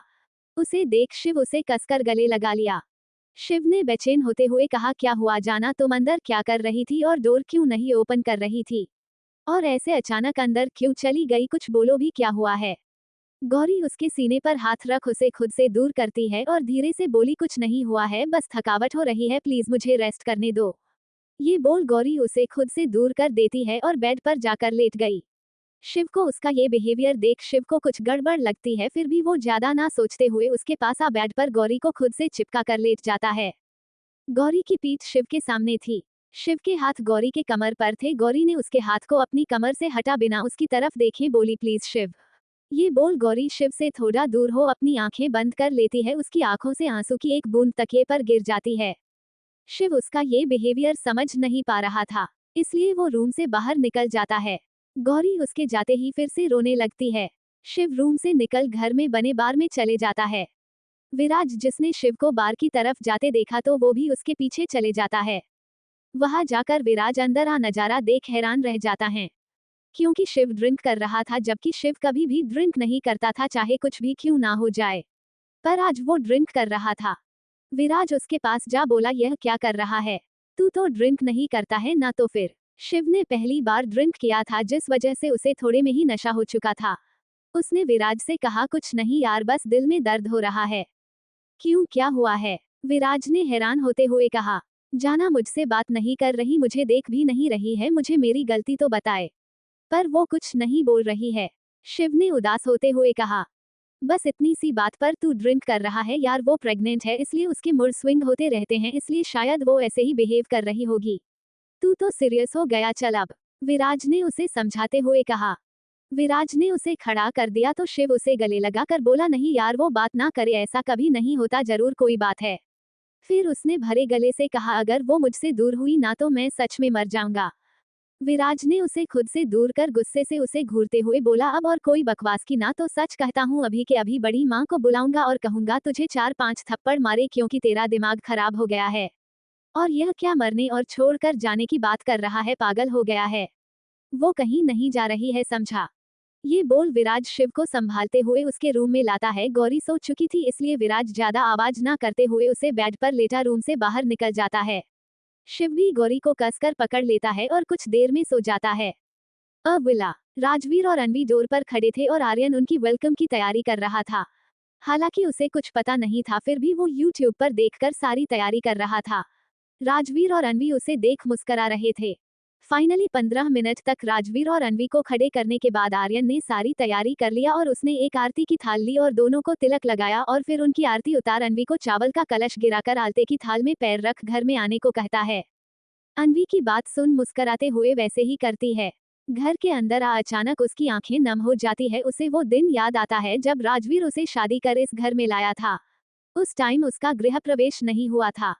राजवीर उसका चेहरा देख समझ जाता है और उसे गले लगाकर बोला, सॉरी जान, पर मैं पास्ट को चेंज नहीं कर सकता, प्लीज माफ कर दो जान। अनवी ने मुस्कराते हुए कहा, ऐसी बात नहीं, बस ऐसे ही। आर्यन ने दोनों का मूड ठीक करने के लिए कहा, अरे भाई अब क्या रात यही वेस्ट करोगे, जल्दी से भाभी को गोद में उठा लो और रूम में ले जाओ। राजवीर उसकी बात सुन उसे घूर कर देखने लगा और अनवी तो शर्म से अपना चेहरा झुका लेती हैं। आर्यन उन्हें देख हंसने लगा और अपने रूम की तरफ भागते हुए बोला, भाई मेरे जाने के बाद उठा लेना। वो अपने रूम में चला गया। अनवी भी मुस्कुराते हुए रूम की तरफ जाने को हुई, तभी राजवीर ने उसे अपनी गोद में उठा लिया। वो उसे लिए रूम की ओर बढ़ गया। दोनों के चेहरे पर एक मुस्कुराहट थी। To be continued. Please read Zid Ishq की मेरी नई स्टोरी मेरे बैडल सनम पढ़िए, बहुत ही अच्छी स्टोरी है प्लीज। प्रोमो। मेरे बैडल सनम। ईशान की नजरें तो उसके हिलते हुए होठों पर टिकी हुई थी। वो अपनी पलकें झपकाए बगैर उसे देख रहा था और स्माइल करते हुए बोला, अच्छा पर वो जमीन बहुत महंगी है और कोई भी अपनी करोड़ों की जमीन ऐसे तो नहीं छोड़ सकता, तो मैं कैसे छोड़ दूं? आर्या ने अपनी नजरें उठाकर ईशान को देखते हुए कहा, प्लीज सर, वहाँ बहुत ही छोटे बच्चे रहते हैं, अगर हम वो जगह खाली कर दे तो वो सब कहाँ रहेंगे? ईशान ने थोड़ा आगे बढ़कर कहा, मुझे नहीं पता, यह मेरी प्रॉब्लम नहीं है। आर्या उसके इस तरह आगे बढ़ने से 2 कदम पीछे हट जाती है। ईशान ने उसके थोड़ा और करीब आकर कहा, पर मेरे पास तुम्हारे लिए एक ऑफर है। आर्या उसकी बात सुन उसे देखते हुए बोली, कैसा ऑफर सर? ईशान ने ऊपर से नीचे तक देखते हुए कहा, एक्चुअली ऑफर नहीं, एक डील है। मैं तुमसे डील करना चाहता हूँ। आर्या दीवार से टिककर खड़ी थी, वही ईशान उसके ऊपर हल्का झुका हुआ था। आर्या उसकी इस हरकत पर डरने लगती है और हकलाते हुए बोली, कैसी डील सर? ईशान उसकी झील जैसी नीली आंखों में देखते हुए बोला, देखो जैसे कि मैंने तुम्हें पहले ही बता दिया, वो जमीन करोड़ों की है तो मैं उसे फ्री में नहीं दे सकता, इसलिए मुझे उसके बदले में कुछ चाहिए। च 53 प्यार भरे पल। अब तक। अनवी की बात सुन मुस्कराते हुए वैसे ही करती है। घर के अंदर अचानक उसकी आंखें नम हो जाती है। उसे वो दिन याद आता है जब राजवीर उसे शादी कर इस घर में लाया था। उस टाइम उसका गृह प्रवेश नहीं हुआ था। राजवीर उसका चेहरा देख समझ जाता है और उसे गले लगाकर बोला, सॉरी जान, पर मैं पास्ट को चेंज नहीं कर सकता, प्लीज माफ कर दो जान। अनवी ने मुस्कुराते हुए कहा, ऐसी बात नहीं, बस ऐसे ही। आर्यन ने दोनों का मूड ठीक करने के लिए कहा, अरे भाई अब क्या रात यही वेस्ट करोगे, जल्दी से भाभी को गोद में उठा लो और रूम में ले जाओ। राजवीर उसकी बात सुन उसे घूर कर देखने लगा और अनवी तो शर्म से अपना चेहरा झुका लेती हैं। आर्यन उन्हें देख हंसने लगा और अपने रूम की तरफ भागते हुए बोला, भाई मेरे जाने के बाद उठा लेना। वो अपने रूम में चला गया। अनवी भी मुस्कुराते हुए रूम की तरफ जाने को हुई, तभी राजवीर ने उसे अपनी गोद में उठा लिया। वो उसे लिए रूम की ओर बढ़ गया। दोनों के चेहरे पर एक मुस्कुराहट थी। अब आगे। राजवीर उसे अपनी गोद में लिए ही रूम में आता है। डोर खोलकर दोनों जब अंदर आते हैं तो रूम की डेकोरेशन देख हैरान रह जाते हैं। अनवी तो डेकोरेशन देख खुश हो जाती है, पर राजवीर को हैरानी होती है क्योंकि उसने तो कुछ कहा ही नहीं था ऐसा डेकोरेशन करने के लिए। पर उसे समझते देर नहीं लगी कि यह सब आर्यन ने किया है। राजवीर अनवी को लिए रूम में आता है और उसे बेड पर बैठा देता है और झुककर उसके माथे पर किस कर देता है और बोला, जान जाओ चेंज कर लो, काफी देर से ऐसे इतना हैवी लहंगा पहना है तुमने। ये बोल राजवीर अनवी से थोड़ा पीछे हट जाता है। राजवीर जाने को हुआ तभी अनवी उसका हाथ पकड़ रोक लेती है। राजवीर अनवी को देखने लगा, वही अनवी भी राजवीर को देख रही थी। राजवीर ने उसका हाथ पकड़ बोला, क्या हुआ जान। अनवी बेड पर घुटनों पर खड़ी हो गई थी। वो राजवीर को देख रही थी, उसे अपनी बात कहनी थी पर वो कुछ कह नहीं पा रही थी। उसे हिचकिचाहट महसूस हो रही थी। राजवीर ने दोबारा पूछा, क्या हुआ। अनवी कुछ सोचते हुए बेड से नीचे उतर गई और वॉशरूम में चली गई। अनवी को कुछ ना नहीं बोलना राजवीर को हैरान कर गया था। वो भी ज्यादा ना सोचते हुए दूसरे रूम में फ्रेश होने चला गया। अनवी शॉवर लेकर आई तो रूम में कोई नहीं था। अनवी समझ गई कि राजवीर दूसरे रूम शॉवर लेने गया है। वो जल्दी से क्लोजेट में चली गई। कुछ देर में राजवीर रूम में आया तो अनवी अभी भी रूम में नहीं आई थी। राजवीर जाकर बेड पर बैठ गया। वैसे तो उसे यही लग रहा था कि अनवी को अभी भी थोड़ा वक्त चाहिए, इसलिए उसने तो कुछ ज्यादा सोचा ही नहीं था। तभी क्लोजेट का डोर ओपन हुआ। डोर की आवाज सुन राजवीर डोर की तरफ देखता है तो अनवी ने डार्क पिंक कलर की नाइटी पहनी थी। उसने हल्का मेकअप किया था, होठों पर लिपस्टिक लगाई थी। वो काफी हॉट लग रही थी। राजवीर तो उसे देख जैसे कहीं खो गया था। अनवी राजवीर के पास आई और बेड पर राजवीर के पास बैठ गई। उसकी पलकें झुकी हुई थी, उनसे इतना कुछ कर तो लिया पर अब उसे घबराहट हो रही थी। राजवीर उसे देख मुस्कुराकर बोला, जान अगर इस तरह मेरे सामने आओगी तो मैं कंट्रोल खो दूंगा, फिर तुम्हारे रोकने से भी नहीं रुकूंगा। अनवी उसे देख बोली, मत रुकिए। राजवीर जो अभी तक अपनी बातें हंसी में बोल रहा था, अनवी की ऐसी बातें सुन राजवीर उसे देखता ही रह गया। राजवीर ने उसे देखते हुए कहा, क्या कहा जान तुमने। अनवी ने अपनी पलकें झुकाए ही हाँ में सिर हिला दिया। राजवीर उसका जवाब सुन हैरान रह गया पर अगले ही पल उसके चेहरे पर मुस्कुराहट खिल गई। उसने अनवी को कमर से पकड़ अपनी तरफ खींचा और उसके चेहरे पर अपना एक हाथ रख बोला, सच जान। अनवी ने शर्म से अपनी पलकें झुका ली और मुस्कुराहट उसके चेहरे पर भी थी, जिसे देख राजवीर समझ गया था कि अनवी का जवाब क्या है। राजवीर ने आगे बढ़कर अनवी के होठों पर अपने होंठ रख दिया और उसे किस करने लगा। अनवी भी अपनी बाहें राजवीर के गले में डाल दी। दोनों ही एक दूसरे को किस कर रहे थे। राजवीर अनवी को बेड पर लेटा दिया और उसके ऊपर उसे किस करने लगा। उसके हाथ अनवी के शरीर पर घूम रहे थे। राजवीर अनवी के होठों पर किस करते हुए उसकी गर्दन और कंधों पर किस करने लगा। राजवीर अनवी की गर्दन और कंधों पर किस करते हुए बाइट कर रहा था, जिससे उसे दर्द हो रहा था। दर्द से उसकी आहें निकल रही थी, जो राजवीर को और ज्यादा एक्साइटेड कर रहा था। राजवीर वाइल्डली उसे किस और बाइट करने लगा। अनवी के हाथ की पकड़ भी राजवीर की पीठ पर कस गई। राजवीर अनवी से थोड़ा दूर कर अपनी टी शर्ट निकालकर बेड के नीचे फेंक देता है। राजवीर के हाथ अब अनवी के कपड़े निकालने में लगे हुए थे। थोड़े ही समय में राजवीर ने अपने और अनवी के सारे कपड़े निकाल दिया। राजवीर अनवी को दोबारा से किस करने लगा। कुछ ही देर में अनवी और राजवीर की आह और उनके सांसों का शोर उस कमरे में गूंज रहा था। तकरीबन सुबह के 5 बजे तक राजवीर अनवी से दूर हुआ और अनवी को देखने लगा। अनवी के चेहरे पर थकावट और दर्द दोनों दिख रहा था। राजवीर ने अनवी के माथे पर किस कर लिया और उसे अपनी बाहों में भरकर बोला, सो जाओ जान, नहीं तो मेरा मूड बदल जाएगा, फिर तुम कम से कम 2-3 घंटे तो बिल्कुल भी नहीं सो पाओगी। अनवी राजवीर की बात सुन उसके सीने पर एक पंच मारकर बोली, आप बहुत बुरे हैं मिस्टर शेखावत। राजवीर उसकी बात सुन मुस्करा दिया और उसे कसकर अपनी बाहों में भर लेता है। वो अपनी आंखें बंद कर लेता। अनवी भी अपनी आंखें बंद कर लेती है। दोनों कुछ ही देर में सो जाते हैं। To be continued. Please read Zid Ishq Ki. Please मेरी 2 नई स्टोरी मेरे बेदल सनम और दिल से बांधी डोर, ये दोनों स्टोरी पढ़िए। प्रोमो मेरे बेदल सनम। मुझे तो शक है आप इंसान है भी या नहीं, कैसे किसी लड़की से आप इस तरह की बातें कर सकते हैं। मैं तो बस ये सोचकर आई थी कि शायद आप मेरी परेशानी समझे, पर नहीं, आप तो निहायती घटिया और बेशर्म इंसान है। ये बोल आर्या को धक्का दिया और केबिन से बाहर जाने को हुई तभी ईशान ने गुस्से से उसका हाथ पकड़ उसे दीवार से लगाकर उसका हाथ उसकी कमर से लगा देता है और एक हाथ से उसके बालों को कसकर पकड़ लेता है। ईशान उसे अपनी गुस्से से लाल आंखों से घूरते हुए बोला, क्या कहा तुमने मुझे, मैं घटिया और बेशर्म इंसान। तो तुम्हें एक बात कह दूं कि तुम जैसी लड़कियां आगे जाकर यही काम करती है।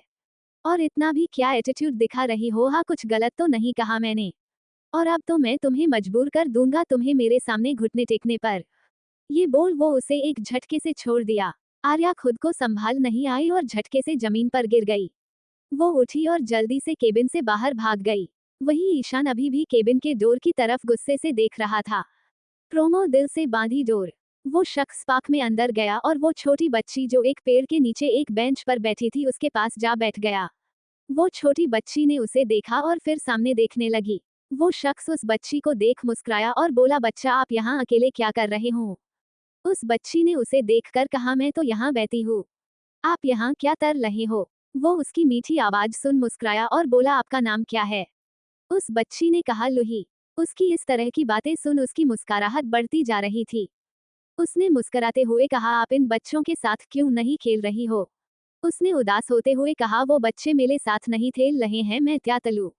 उसे यह बात सुन थोड़ा अजीब लगा। उसने कहा, आपकी मम्मा कहाँ है? मेरी मम्मा मेरे लिए आइसक्रीम लाने गई है। उस बच्ची ने उसे देखते हुए कहा और आगे बोली, मिस्टर हैंडसम आपका क्या नाम है? अपने लिए मिस्टर हैंडसम सुन उसकी मुस्कुराहट और बढ़ गई। उसने उस बच्ची को अपनी गोद में बैठाते हुए कहा, अच्छा आपको मैं हैंडसम लगता हूँ? अच्छा 54 मैं सब कुछ हैंडल कर लूंगा। अब तक राजवीर के हाथ अब अनवी के कपड़े निकालने में लगे हुए थे। थोड़े ही समय में राजवीर ने अपने और अनवी के सारे कपड़े निकाल दिया। राजवीर अनवी को दोबारा से किस करने लगा। कुछ ही देर में अनवी और राजवीर की आह और उनके सांसों का शोर उस कमरे में गूंज रहा था। तकरीबन सुबह के 5 बजे तक राजवीर अनवी से दूर हुआ और अनवी को देखने लगा। अनवी के चेहरे पर थकावट और दर्द दोनों दिख रहा था। राजवीर ने अनवी के माथे पर किस कर लिया और उसे अपनी बाहों में भरकर बोला, सो जाओ जान, नहीं तो मेरा मूड बदल जाएगा। फिर तुम कम से कम 2-3 घंटे तो बिल्कुल भी नहीं सो पाओगी। अनवी राजवीर की बात सुन उसके सीने पर एक पंच मारकर बोली, आप बहुत बुरे हैं मिस्टर शेखावत। राजवीर उसकी बात सुन मुस्करा दिया और उसे कसकर अपनी बाहों में भर लेता है। वो अपनी आंखें बंद कर लेता। अनवी भी अपनी आंखें बंद कर लेती है। दोनों कुछ ही देर में सो जाते हैं। अब आगे अगली सुबह सबकी जिंदगी नॉर्मल हो गई थी, बस किसी की नहीं थी तो वो शिव और गौरी की जिंदगी। कल से गौरी ने शिव से कुछ नहीं कहा और सुबह से ही उससे बात नहीं कर रही थी। शिव उससे जितनी बात करने की कोशिश करता वो उसे उतना इग्नोर कर रही थी। शिव को भी अब गुस्सा आने लगा, पर विराज ने उसे समझाया था कि शायद उसके मूड स्विंग की वजह से वो ऐसा बिहेव कर रही है। अब वो भी उससे कोई बात नहीं कर रहा था क्योंकि वो उसे हट नहीं करना चाहता था। सभी डाइनिंग टेबल पर बैठे ब्रेकफास्ट कर रहे थे, पर आज शिव और गौरी दोनों ही शांति से अपना ब्रेकफास्ट कर रहे थे। सभी घर वाले उन्हें देख रहे थे क्योंकि सबसे ज्यादा शिव ही खाते वक्त बातें करता था। विराज और आन्या भी उन्हें ही देख रहे थे। विराज के पापा ने विराज को देखा, वो कुछ कहने को हुए तभी विराज ने उन्हें आंखों के इशारे से ही बाद में बात करने का कहा। वो जानता था कि उसके पापा शिव के बारे में बात करना चाहते हैं। सभी ने ब्रेकफास्ट किया। रेखा जी ने गौरी से कुछ कहना चाहा तो विराज ने उन्हें देखकर कहा, बड़ी माँ मुझे आपसे कुछ बात करनी है। रेखा जी का ध्यान गौरी से हट गया। गौरी भी ब्रेकफास्ट कर अपने रूम में चली गई। शिव ने भी उसे एक नजर देखा और रेखा जी को देखकर कहा, माँ मैं जा रहा हूँ। ये बोल वो बिना किसी की बात सुन जल्दी से बाहर निकल गया। अब बाकी के लोग विराज को देखने लगे। दादी जी ने विराज से कहा, विराज शिव को क्या हुआ है, ऐसे क्यों बिहेव कर रहा है? और गौरी उसे क्या हो गया? कहीं इन दोनों का झगड़ा तो नहीं हो गया?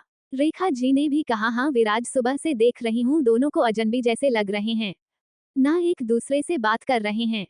प्रिया जी ने कहा, हाँ विराज अगर इनके बीच कोई बात हुई भी है तो तुम शिव से बात करके कहो कि गौरी प्रेग्नेंट है, इसलिए अपनी कोई भी बात झगड़ा सब खत्म करो, क्योंकि गौरी का इस तरह रहना उसके बच्चे के लिए अच्छा नहीं है।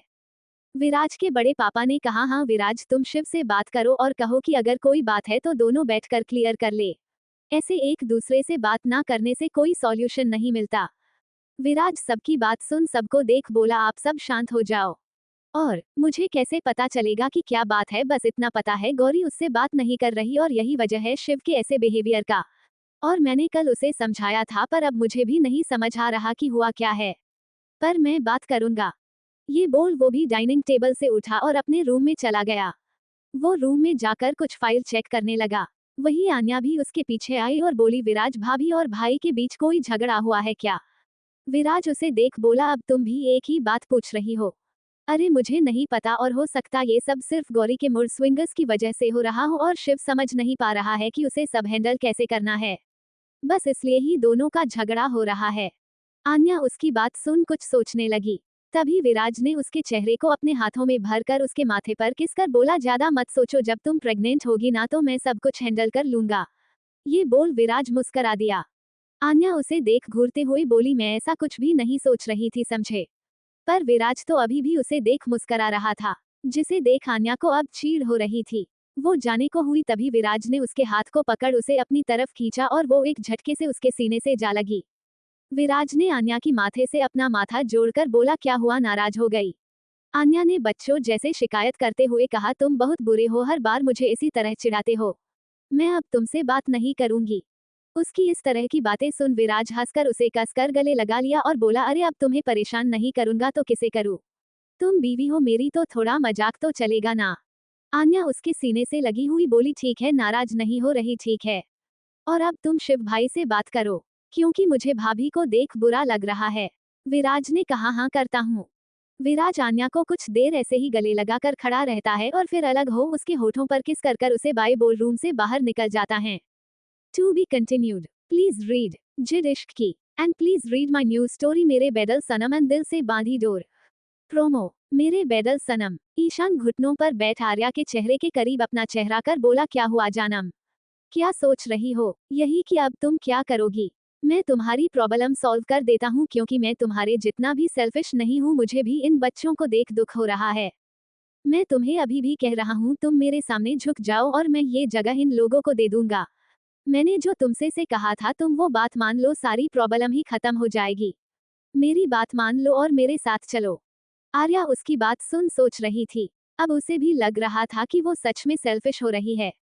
वो अगर ईशान के सामने झुक जाए तो वो सभी बच्चे फिर से बेघर नहीं होंगे। वो सभी को छत मिल जाएगा। आर्या ने अब हार मान ली और ईशान की बात मानने के लिए तैयार हो चुकी थी। उसने खुद को तैयार कर लिया था ईशान की नफरत झेलने के लिए। उसने अपनी पलकें झुकाई ही अपना सिर हाँ में हिलाते हुए कहा, हाँ मैं तैयार हूँ। उसकी आंखों से आंसुओं की धारा बह रही थी। ईशान उसकी बात उसके चेहरे पर एक डेविल स्माइल आ जाती है। आखिर उसने अपने मन की जो कर ली। उसने अपने घमंड में आखिर आर्या को झुका दिया था। प्रोमो। दिल से बांधी डोर। रूही ने खुश होते हुए ताली बजाकर कहा, मम्मा फिर तो आप आज नूडल बना दो, त्युती लो को आज नूडल थाने हैं। ईशा ने उसे देख एक स्माइल पास की और नूडल्स बनाने के लिए सामान निकालने लगी। उसने कुछ वेजिटेबल निकाले और नूडल्स बनाने लगी तो रूही ने उसे रोकते हुए कहा, मम्मा मैं ये तीली नहीं खाती हूँ, प्लीज आप पीछे मत डालो। ईशा ने उसे देखकर कहा, बच्चा ये चिली नहीं है, ये कैप्सिकम कम है और यह बहुत अच्छी होती है। रूही उसे मुंह बनाते हुए देखने लगी। वही ईशा उसे मुस्कुराते हुए देखकर बोली, कोई ना, ये चिली मम्मा खा लेगी, ओके। रूही ने खुश होते हुए हाँ में अपना सिर हिला दिया और ईशा नूडल्स बनाने लगी। नूडल्स बनने के बाद ईशा ने उसे एक प्लेट में सर्व किया और उसे लिए डाइनिंग टेबल पर आ गई। ईशा उसे अपने हाथ से खिलाने लगी। दोनों ने खाना खाया और ईशा ने रूही को रूम में ले जाकर सुला दिया। उसे सुलाने के बाद ईशा अपना काम करने लगी और कुछ ही देर में वो भी रूम में आई और रूही के पास लेट गई। कुछ ही देर में वो भी सो गई। Chapter 55 morning shower romance. अब तक आन्या उसकी बात सुन कुछ सोचने लगी। तभी विराज ने उसके चेहरे को अपने हाथों में भरकर उसके माथे पर किसकर बोला, ज्यादा मत सोचो, जब तुम प्रेग्नेंट होगी ना तो मैं सब कुछ हैंडल कर लूंगा। ये बोल विराज मुस्करा दिया। आन्या उसे देख घूरते हुए बोली, मैं ऐसा कुछ भी नहीं सोच रही थी समझे।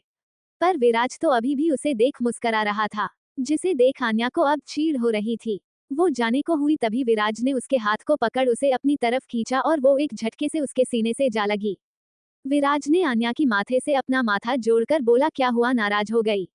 आन्या ने बच्चों जैसे शिकायत करते हुए कहा, तुम बहुत बुरे हो, हर बार मुझे इसी तरह चिढ़ाते हो।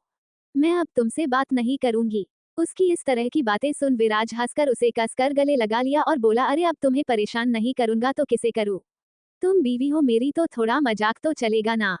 आन्या उसके सीने से लगी हुई बोली, ठीक है, नाराज नहीं हो रही, ठीक है। और अब तुम शिव भाई से बात करो, क्योंकि मुझे भाभी को देख बुरा लग रहा है।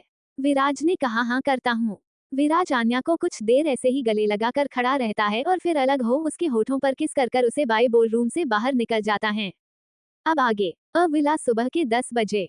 राजवीर और अनवी अभी भी सो रहे थे। दोनों ही एक दूसरे की बाहों में सुकून की नींद ले रहे थे। कुछ देर में अनवी की आंखें खुल गई। उसने अपनी आंखें खोली तो राजवीर का चेहरा उसके सामने था। राजवीर की आंखें बंद थी। उसके बाल पूरे फोरहेड पर थे। राजवीर इस वक्त बहुत ही मासूम सा लग रहा था। अनवी एकटक उसे देख रही थी। अनवी उसके बालों को माथे पर से हटाते हुए खुद से बोली, अभी तो कितने मासूम लग रहे हो और रात को तो पूरे बीस्ट बन गए थे। ऐसा लग रहा था जान ही लेकर मानेगे। ये बोल वो खुद से ही मुस्करा दी। तभी राजवीर की भी आंखें खुल गई। उसने अनवी को मुस्कुराते देख बोला, क्या बात है जान, सुबह सुबह ही मुस्कुरा रही हो, कहीं कल रात के पलों को याद कर। तो अनवी उसकी बात सुन उसे हैरानी से देखने लगी और उसे घूरते हुए बोली, आप बहुत बुरे हो मिस्टर शेखावत। जब देखो आप मुझे परेशान करते रहते हैं, मुझे बात ही नहीं करनी है। ये बोल वो उठने लगी तो राजवीर ने दोबारा उसका हाथ पकड़ उसे बेड पर गिरा दिया और उसके ऊपर आ गया। राजवीर अनवी के ऊपर उसके दोनों हाथ को पकड़ बेड से लगा दिया और बोला, क्या कहा तुमने मुझे बीस्ट? मैं तुम्हें बीस्ट लगता हूँ? तो अब मैं तुम्हें अपना बीस्ट वाली साइड दिखा ही देता हूँ। ये बोल राजवीर अनवी के होठों पर होठ रख उसे किस करने लगा।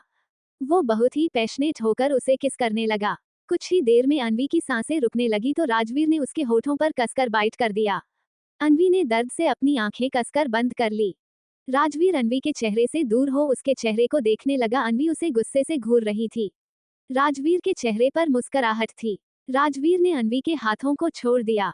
अनवी राजवीर के सीने पर हाथ रख उसे धक्का देते हुए बोली, आप हटिए मिस्टर शेखावत, मुझे आपसे बात ही नहीं करनी है। राजवीर ने कहा, क्यों हटूं, अभी तो हमारा मॉर्निंग रोमांस बाकी है। अनवी ने उसे घूरते हुए बोली, नहीं मुझे कोई मॉर्निंग रोमांस नहीं करना है, मुझे शॉवर लेना है, हटिए। राजवीर ने कहा, ये तो और भी अच्छा है, मॉर्निंग शॉवर रोमांस कर लेते हैं। ये बोल राजवीर बेड से उठा और अनवी को अपनी गोद में उठा लिया। अनवी ने राजवीर की एक शर्ट पहनी थी जो उसके घुटनों के भी बहुत ऊपर थी। अनवी को अब शर्म आ रही थी। उसने अपना सिर राजवीर के सीने में छुपाते हुए बोली, छोड़िए मिस्टर शेखावत, मैं खुद चली जाऊंगी। राजवीर उसे बाथरूम में ले जाते हुए बोला, नहीं जब मैं हूं तो तुम खुद से क्यों चलोगी? तुम्हारे मिस्टर शेखावत तुम्हारी सेवा में हर पल हाजिर है। राजवीर अनवी को बाथरूम में ले आया था। उसने अनवी को शॉवर के नीचे खड़े कर शॉवर ऑन कर दिया। अनवी तो अपनी पलकें झुकाए खड़ी थी, उसकी तो हिम्मत ही नहीं थी कि वो राजवीर को देख भी सके। राजवीर के हाथ अनवी की शर्ट के बटन पर थे। वो अनवी की शर्ट की एक ही बटन खोला तब अनवी ने उसका हाथ पकड़ लिया और धीरे से बोली, प्लीज मिस्टर शेखावत, मुझे अभी दर्द हो रहा है। राजवीर उसकी बात सुन मुस्कुरा दिया और बोला, मैं कुछ नहीं कर रहा, बस तुम्हें शॉवर दिला रहा हूँ और कुछ नहीं करूंगा। अनवी ने अपना हाथ पीछे खींच लिया। वही राजवीर ने उसकी शर्ट को निकालकर वही फेंक दिया और उसे हल्के हाथों से शॉवर दिलाने लगा। राजवीर ने अनवी को शॉवर दिला खुद भी फ्रेश हो गया और अनवी को एक टॉवल में लपेटकर खुद भी एक टॉवल अपनी कमर पर बांध लिया और अनवी को लिए रूम में आता है। राजवीर अनवी को क्लोजेट में ले जाता है और अनवी के लिए एक सिंपल सा सूट निकाल उसे पहनाने ही जाने लगता है तो अनवी ने कहा, यह नहीं, मुझे साड़ी पहननी है क्योंकि आज मेरी कुछ रस्में भी तो होगी ना। राजवीर ने कहा, मेरे घर में कोई बड़ा नहीं है जो तुम्हें रस्मों के बारे में बताए। अनवी ने कहा, कोई बात नहीं, पर माँ ने मुझे कहा था कि शादी के अगले दिन पहली रसोई की रस्म होती है और फिर मेरे पगफेरे की रस्म भी तो है, आज मुझे मेरे घर भी जाना है। To be continued. Please read Zid Ishq Ki. Please read my new story Mere Bedal Sanam and Dil Se बांधी .56 डोंट वरी, वो हम रात में करेंगे। वो अब तक। राजवीर उसकी बात सुन मुस्करा दिया और बोला, मैं कुछ नहीं कर रहा, बस तुम्हें शॉवर दिला रहा हूँ और कुछ नहीं करूंगा। अनवी ने अपना हाथ पीछे खींच लिया। वही राजवीर ने उसकी शर्ट को निकालकर वही फेंक दिया और उसे हल्के हाथों से शॉवर दिलाने लगा। राजवीर ने अनवी को शॉवर दिला खुद भी फ्रेश हो गया और अनवी को एक टॉवल में लपेटकर खुद भी एक टॉवल अपनी कमर पर बांध लिया और अनवी को लिए रूम में आता है। राजवीर अनवी को क्लोजेट में ले जाता है और अनवी के लिए एक सिंपल सा सूट निकाल उसे पहनाने ही जाने लगता है तो अनवी ने कहा, यह नहीं, मुझे साड़ी पहननी है क्योंकि आज मेरी कुछ रस्में भी तो होगी ना। राजवीर ने कहा, मेरे घर में कोई बड़ा नहीं है जो तुम्हें रस्मों के बारे में बताए। अनवी ने कहा, कोई बात नहीं, पर माँ ने मुझे कहा था कि शादी के अगले दिन पहली रसोई की रस्म होती है और फिर मेरे पगफेरे की रस्म भी तो है, आज मुझे मेरे घर भी जाना है। अब आगे। राजवीर ने उसे घूरते हुए कहा, नहीं, अब तुम अपने घर नहीं जाओगी। जब भी जाती हो वही रुक जाती हो, इसलिए अब तुम नहीं जाओगी। अनवी उसकी बात सुन मुस्कुरा दी और बोली, ऐसा नहीं, ये बस रस्म है, आप मुझे अभी ऑफिस जाते वक्त छोड़ देना और शाम को लेने आ जाना। राजवीर ने कहा, तुम रुकने की जिद नहीं करोगी? अनवी ने मुस्कुराते हुए हाँ में सिर हिला दिया। तो राजवीर भी उसे देख मुस्कुरा देता है और उसे डार्क ग्रीन कलर की साड़ी निकाल कर देता है और खुद अपने कपड़े पहनने लगता है। राजवीर ने डार्क ग्रीन कलर का बिजनेस सूट पहना था। उसने पीछे मुड़ वापस अनवी को देखा तो अनवी ने ब्लाउज और स्कर्ट पहनी थी और साड़ी हाथ में लिए राजवीर की तरफ देख रही थी। राजवीर ने उसे देख कहा, क्या हुआ, अभी तो साड़ी पहननी थी, अब क्यों नहीं पहन रही हो? अनवी ने मुंह बनाते हुए बच्चों जैसे कहा, आपको पता तो है मुझे साड़ी पहननी नहीं आती, तो कैसे पहनी? राजवीर ने कहा, क्या कहना है, सीधे सीधे कहो। अनवी ने मुंह बनाते हुए कहा, आप मुझे साड़ी पहनाएं क्योंकि मुझे नहीं आता बस। राजवीर ने शरारती मुस्कान के साथ कहा, ठीक है मैं साड़ी तो पहना देता हूँ, पर क्या है ना, मैं एक बिजनेसमैन हूँ तो कोई भी काम में फ्री नहीं करता हूँ, इसलिए मुझे कुछ चाहिए। अनवी ने घूरते हुए कहा, क्या चाहिए आपको? राजवीर अनवी को कमर से पकड़ अपने करीब खींचता है और मदहोशी भरे लहजे में बोला, जान तुम्हें तो पता ही होगा कि एक पति को अपनी पत्नी से क्या चाहिए। राजवीर अपनी बात बोलते हुए अनवी की गर्दन पर किस करने लगा। अनवी की तो राजवीर की बातें सुन ही जैसे सांसें ही रुक गई थी। वो अपनी सांसों को कंट्रोल करते हुए बोली, मिस्टर शेखावत प्लीज। राजवीर अनवी से दूर हो बोला, मैं चाहता हूँ कि तुम आज लंच लेकर मेरे ऑफिस आओ। अनवी उसकी बात सुन हैरान रह गई। अनवी अपनी हैरानी छुपाते हुए बोली, पर मैं तो आज अपने घर जा रही हूँ। राजवीर ने मुस्कुराते हुए कहा, क्या क्या हुआ, ऐसे क्यों देख रही थी, और कोई ना, कल ले आना लंच, नहीं तो मैं और ज्यादा फीस लूंगा। अनवी ने राजवीर के सीने पर एक पंच मारा और बोली, अब जल्दी से साड़ी पहनाइए।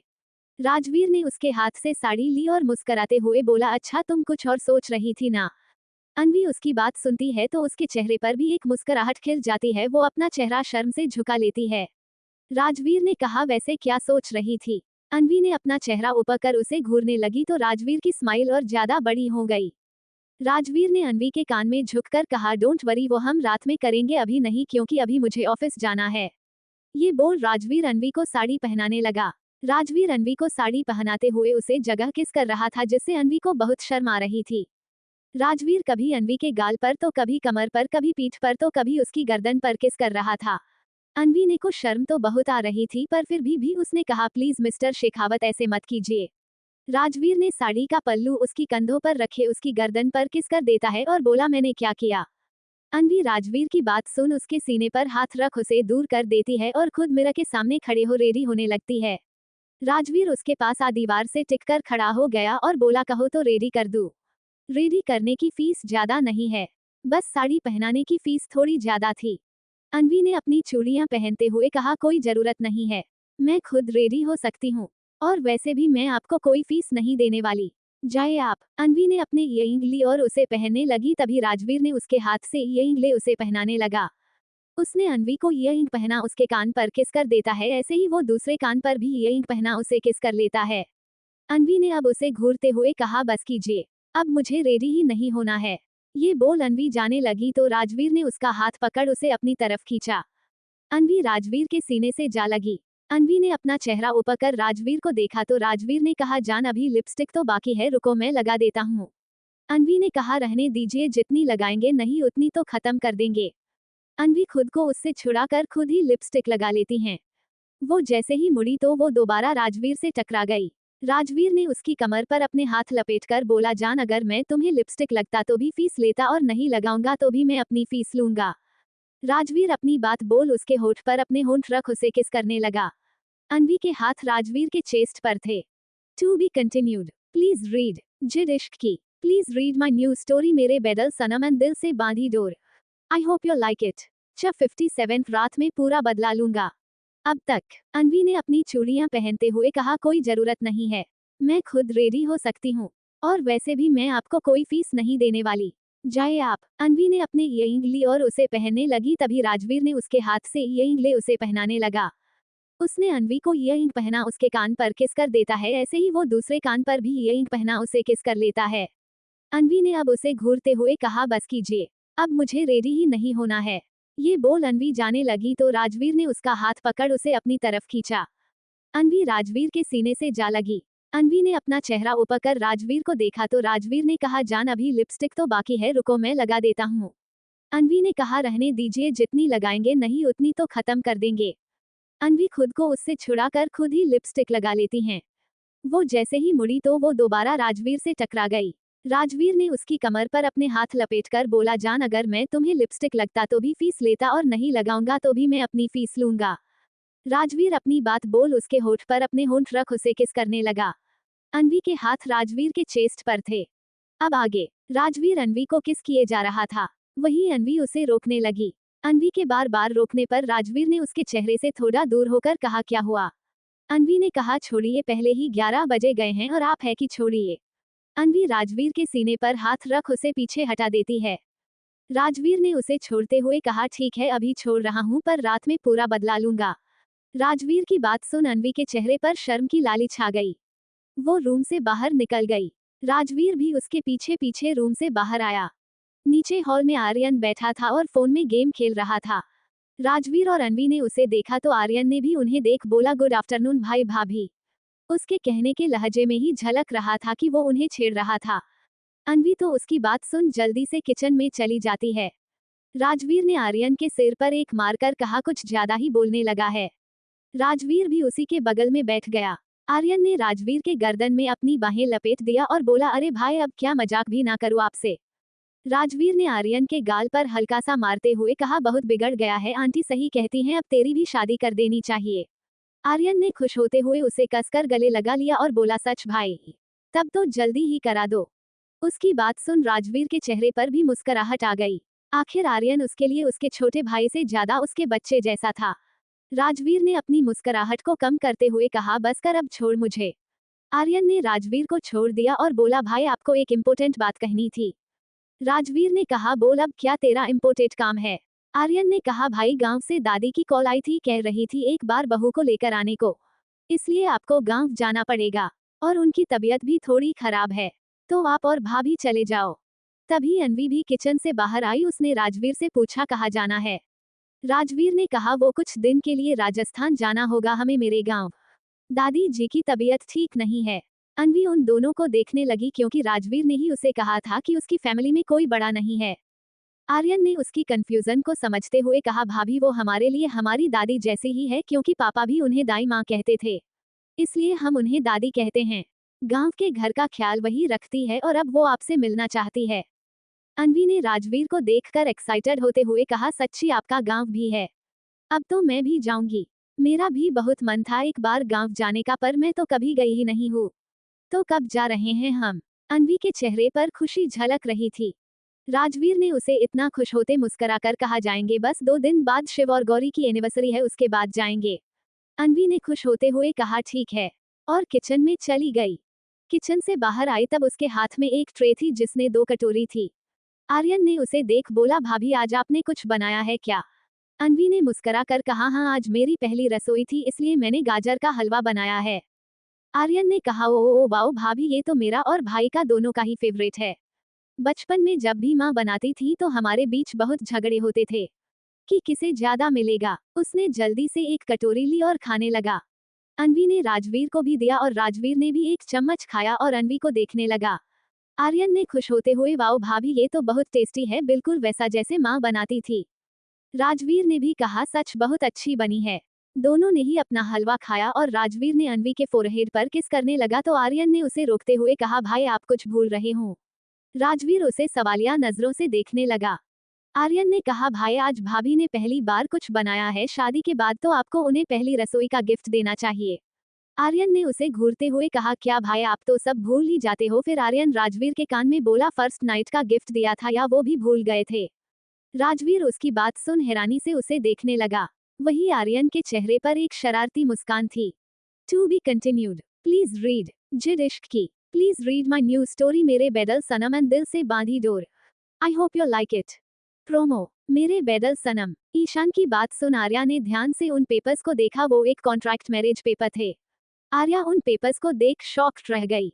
ईशान उसे देख डेविल स्माइल के साथ उसके चारों तरफ घूमते हुए बोला, वैसे तो शादी को लेकर लड़कियों के कई सपने होते हैं, तुम्हारे भी होंगे, पर तुम्हारा ये सपना तुम्हारी जिंदगी का सबसे बुरा सच है। तुम जैसी लड़कियां शादी को लेकर जो भी सपने बुनती हो, जैसे तुम्हें बहुत ही प्यार करने वाला केयरिंग हस्बैंड मिले जो तुम्हें सिर आंखों पर बैठाए, पर तुम्हारी लाइफ में ऐसा कुछ नहीं होगा। तुम्हारा पति तुम्हें प्यार तो करेगा, पर उस प्यार में भी तुम्हें सिर्फ और सिर्फ दर्द मिलेगा। मैं तुम्हें अपनी नफरत की आग में इस तरह जलाऊंगा कि तुम खुद मुझसे मौत मांगोगी, पर मैं तुम्हें वो भी नहीं दूंगा। जिंदगी भर तुम अपने पति का गुस्सा, नफरत और टॉर्चर सहोगी। आर्या उसकी बात सुन जैसे सदमे में चली गई थी। उसे तो जैसे कुछ समझ ही नहीं आ रहा था। उसकी कानों में बस ईशान की बातें गूंज रही थी। उसे तो कुछ और सुनाई ही नहीं दे रहा था। ईशान उसे कंधों से पकड़ सीधा खड़ा किया और एक हाथ से उसके बालों को मुट्ठी भर कर उसका चेहरा अपने चेहरे के सामने कर गुस्से भरी आवाज में बोला, थप्पड़ मारा था मुझे ना, अब उस थप्पड़ का दर्द तुम रोज सहोगी। 58 सब मेरी जान ले लेंगे अब तक। आर्यन ने कहा, ओ वाओ भाभी, ये तो मेरा और भाई का दोनों का ही फेवरेट है।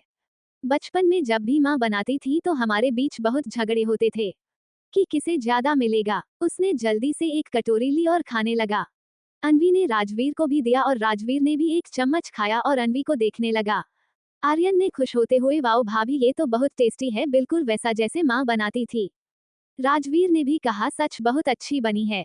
दोनों ने ही अपना हलवा खाया और राजवीर ने अनवी के फोरहेड पर किस करने लगा तो आर्यन ने उसे रोकते हुए कहा भाई आप कुछ भूल रहे हो। राजवीर उसे सवालिया नजरों से देखने लगा। आर्यन ने कहा भाई आज भाभी ने पहली बार कुछ बनाया है, शादी के बाद तो आपको उन्हें पहली रसोई का गिफ्ट देना चाहिए। आर्यन ने उसे घूरते हुए कहा क्या भाई आप तो सब भूल ही जाते हो। फिर आर्यन राजवीर के कान में बोला फर्स्ट नाइट का गिफ्ट दिया था या वो भी भूल गए थे। राजवीर उसकी बात सुन हैरानी से उसे देखने लगा। वही आर्यन के चेहरे पर एक शरारती मुस्कान थी। अब आगे आर्यन ने राजवीर को छेड़ते हुए कहा बोलो भाई अब यह मत कहना कि वो भी भूल गए थे। राजवीर जो अब तक उसे हैरानी से देख रहा था उसने अब उसे घूरते हुए कहा तू कुछ ज्यादा ही नहीं बोलने लगा है क्या? चुपचाप अपना काम कर और कल से तू भी अब ऑफिस जाएगा। राजवीर की बात सुन आर्यन ने मुंह बनाते हुए उसे देखा, फिर अनवी को पीछे से गले लगाकर बोला देख लो भाभी अपने पति को मुझसे काम करवा रहे हैं। अनवी ने एक नजर आर्यन को देख राजवीर से बोली क्यों आर्यन भैया क्यों? ऑफिस जाए आप संभालिए अपना ऑफिस, भैया का जब मन होगा वो तभी ऑफिस जाएंगे। ये बोल अनवी ने आर्यन को देख बोली भैया आज मैं अपने घर जा रही हूँ पैगफेरे की रस्म के लिए, अभी मुझे लेट हो रहा है।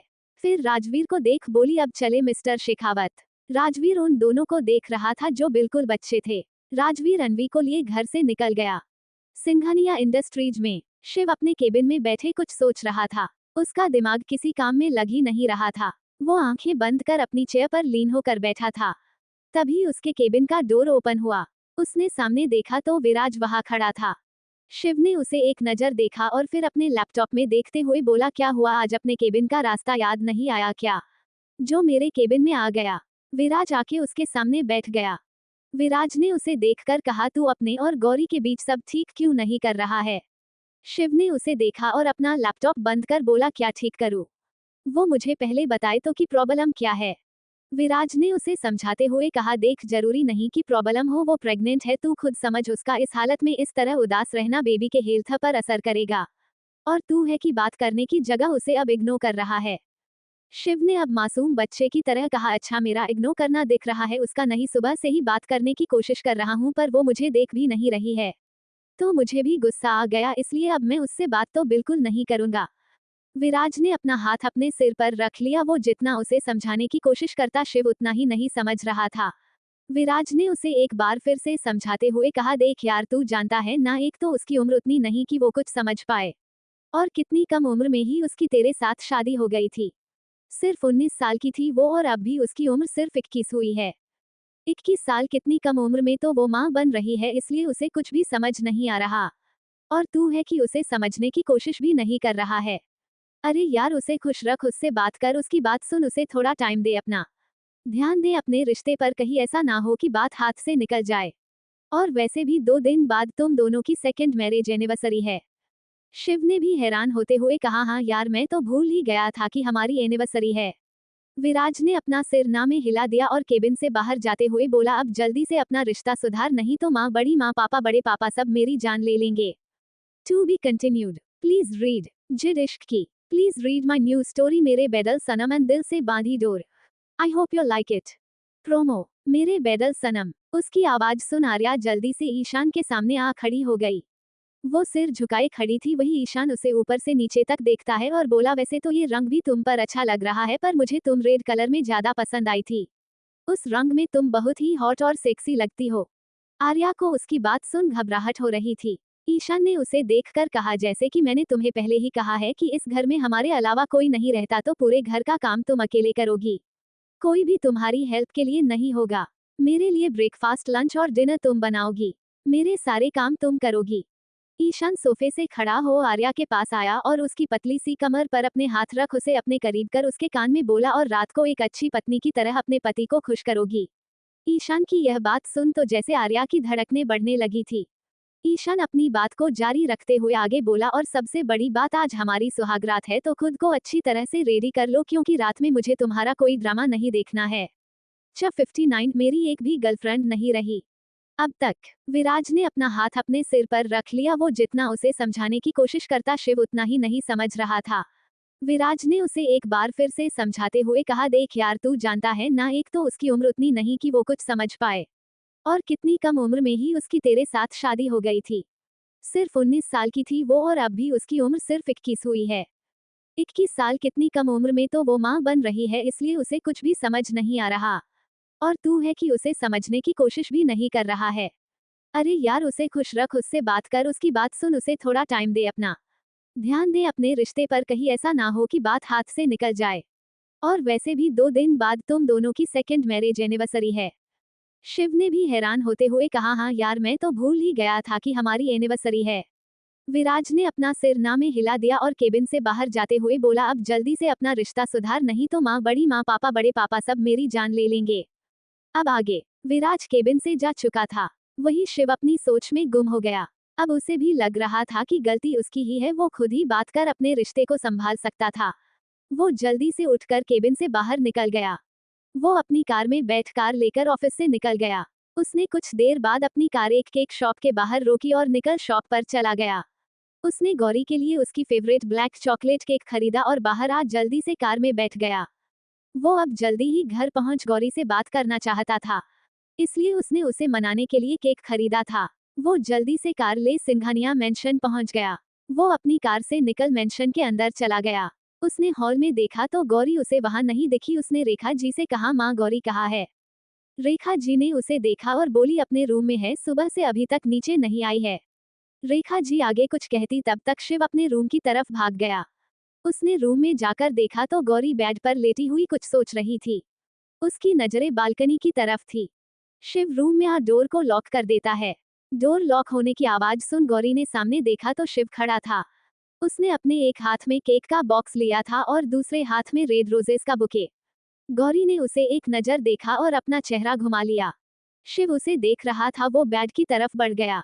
वो बेड पर गौरी के बगल में जाकर बैठ गया।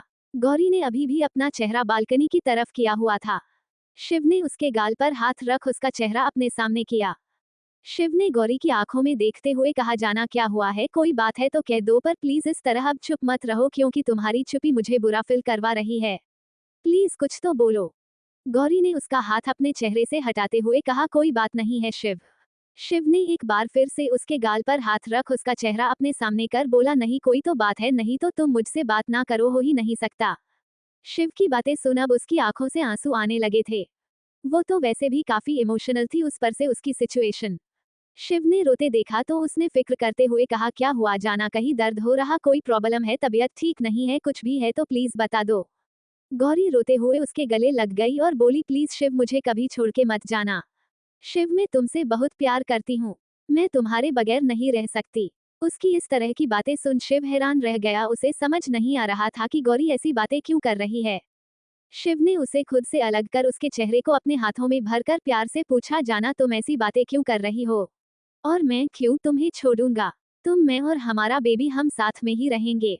हम क्यों अलग होंगे? गौरी ने उसके हाथ पर अपना हाथ रख बोली, मुझे पता है आप मुझसे प्यार नहीं करते, पर शिव, मैं सच में आपसे बहुत प्यार करती हूँ, आपके बगैर नहीं रह सकती। शिव ने उसे देख कहा, क्या कहे जा रही हो, मैं सिर्फ तुमसे प्यार करता हूँ और किसी से नहीं, और तुम्हें मुझसे दूर जाने की जरूरत भी नहीं है। और पहले तुम ये बताओ, किसने तुम्हें ये कहा कि मैं किसी और से प्यार करता हूँ? गौरी ने सिर झुकाए धीरे से कहा, शनाया। शिव ने उसकी बात सुन कसकर अपनी आंखें बंद कर ली, क्योंकि उसे कहीं ना कहीं लग रहा था कि शनाया ही उसे ऐसा कुछ भी कह सकती है। शिव ने उसे समझाते हुए कहा, ऐसी कोई बात नहीं है। हाँ, वो मुझे पसंद करती है, ये बात मुझे पता है, क्योंकि उसने मुझे कॉलेज में भी एक बार प्रपोज किया था, पर मैंने उसे तभी मना कर दिया था। हाँ, वो मेरी फ्रेंड थी, मेरी ही नहीं, विराज और राजवीर की भी। पर मेरे और उसके बीच कोई प्यार वाला रिलेशन नहीं था। उसने जब मुझे प्रपोज किया था तभी मैंने उसे समझा दिया था। और वो क्या, स्कूल से कॉलेज लाइफ मेरी एक भी गर्लफ्रेंड नहीं रही, क्योंकि मुझे ये सब पसंद नहीं था। तुमसे भी मेरी अरेंज मैरिज हुई है, तो तुम ही बताओ अब मेरी इन सब में क्या गलती है? और उस लड़की ने तुम्हें ऐसा कहा और तुमने मान लिया। मुझे बताती, मुझसे बातें करती, पर तुम तो आपने ही मन में मुझसे धोखेबाज समझ लिया। गौरी ने फिर से धीरे से कहा, मैंने आपको और उसे एक साथ बेड पर देखा था। अरे यार, मेरा पैर फिसल गया था, सच कह रहा हूँ। शिव ने झलाते हुए कहा। To be continued. Please read Zid Ishq Ka. Please read my new story, Mere Bedal Sanam and Dil Se Bandhi Dor. I hope you like it. Promo. Dil Se Bandhi door. Ruhi ने ईशा के पास आ उसे अपनी ड्राइंग दिखाते हुए कहा, मम्मा मेरी डार्लिंग, देखो कितनी हैप्पी फैमिली है ना मम्मा। ईशा उसकी ड्राइंग देख रही थी जिसमें एक कपल और छोटी बच्ची थी। तीनों सच में एक हैप्पी फैमिली थी। ईशा ने उस ड्राइंग को देखा, उसकी आंखें हल्की नम हो गईं। वो अपनी बेटी का ये सपना पूरा नहीं कर सकती थी। ईशा ने रूही को देख प्यार से कहा, हाँ बहुत अच्छी ड्राइंग है। एक काम करो रू, आप और ड्राइंग करो, मैं अभी आई। ईशा रूम से बाहर आ गई और बगल वाले रूम में जाकर जल्दी से डोर लॉक कर डोर से लग नीचे जमीन पर बैठी थी। उसकी नम आंखों से अब आंसू बह रहे थे। वो अपना सिर अपने घुटनों में छुपाए रोने लगी। उसकी आंखों से आंसू बहे जा रहे थे। वो खुद से बोली, आई एम सॉरी रू, बट मम्मा आपको कभी भी एक हैप्पी फैमिली नहीं दे पाएगी। I am sorry. जस्ट 60, वो भी अपने स्टाइल से। अब तक। गौरी ने सिर झुकाए धीरे से कहा, शनाया। शिव ने उसकी बात सुन कसकर अपनी आंखें बंद कर ली, क्योंकि उसे कहीं ना कहीं लग रहा था कि शनाया ही उसे ऐसा कुछ भी कह सकती है। शिव ने उसे समझाते हुए कहा, ऐसी कोई बात नहीं है। हाँ वो मुझे पसंद करती है, ये बात मुझे पता है, क्योंकि उसने मुझे कॉलेज में भी एक बार प्रपोज किया था, पर मैंने उसे तभी मना कर दिया था। हाँ वो मेरी फ्रेंड थी, मेरी ही नहीं विराज और राजवीर की भी। पर मेरे और उसके बीच कोई प्यार वाला रिलेशन नहीं था। उसने जब मुझे प्रपोज किया था तभी मैंने उसे समझा दिया था। और वो क्या स्कूल से कॉलेज लाइफ मेरी एक भी गर्लफ्रेंड नहीं रही, क्योंकि मुझे ये सब पसंद नहीं था। तुमसे भी मेरी अरेंज मैरिज हुई है, तो तुम ही बताओ अब मेरी इन सब में क्या गलती है। और उस लड़की ने तुम्हें ऐसा कहा और तुमने मान लिया। मुझे बताती, मुझसे बातें करती, पर तुम तो अपने ही मन में मुझसे धोखेबाज समझ लिया। गौरी ने फिर से धीरे से कहा, मैंने आपको और उसे एक साथ बेड पर देखा था। अरे यार मेरा पैर फिसल गया था, सच कह रहा हूँ। शिव ने झलाते हुए कहा। अब आगे। गौरी उसे देखने लगी, उसकी आंखें आंसुओं से भरी थी। शिव ने उसे अपने गोद में बैठा लिया और उसकी सिर को अपने सीने से लगाकर उसके बाल को सहलाने लगा। दोनों कुछ देर ऐसे ही खामोश बैठे रहे। दोनों ही कुछ नहीं बोल रहे थे। थोड़ी देर ऐसे ही बैठे रहने के बाद गौरी अपना चेहरा शिव के सामने कर उसे देख धीरे से बोली, सॉरी मुझे आपसे बात करनी चाहिए थी, पर मैं खुद से ही दूसरे की बातों को सुन तुम्हें गलत समझने लगी। शिव ने मुस्कुराकर कहा, कोई ना जाना, वैसे तुम्हें सॉरी कहने की जरूरत नहीं है, मुझे भी समझना चाहिए था। पर अब तो सब क्लियर हो गया ना, इसलिए ऐसे उदास मत रहो, तुम्हें पता है मेरा बेबी भी तुम्हारी तरह रोता हो जाएगा। गौरी उसे घूर कर देखने लगी तो शिव की मुस्कुराहट और ज्यादा बड़ी हो गई। गौरी भी उसे देखते हुए मुस्कुराने लगी। शिव ने उसके गाल पर किसकर बोला, मैं आज अपनी जाना के लिए उसकी फेवरेट ब्लैक चॉकलेट केक लेकर आया हूँ। गौरी ने खुश होते हुए कहा, सच्ची। शिव ने हाँ में सिर हिला दिया और केक गौरी के सामने निकाल कर रख दिया। केक बहुत ही छोटा पर बहुत क्यूट लग रहा था।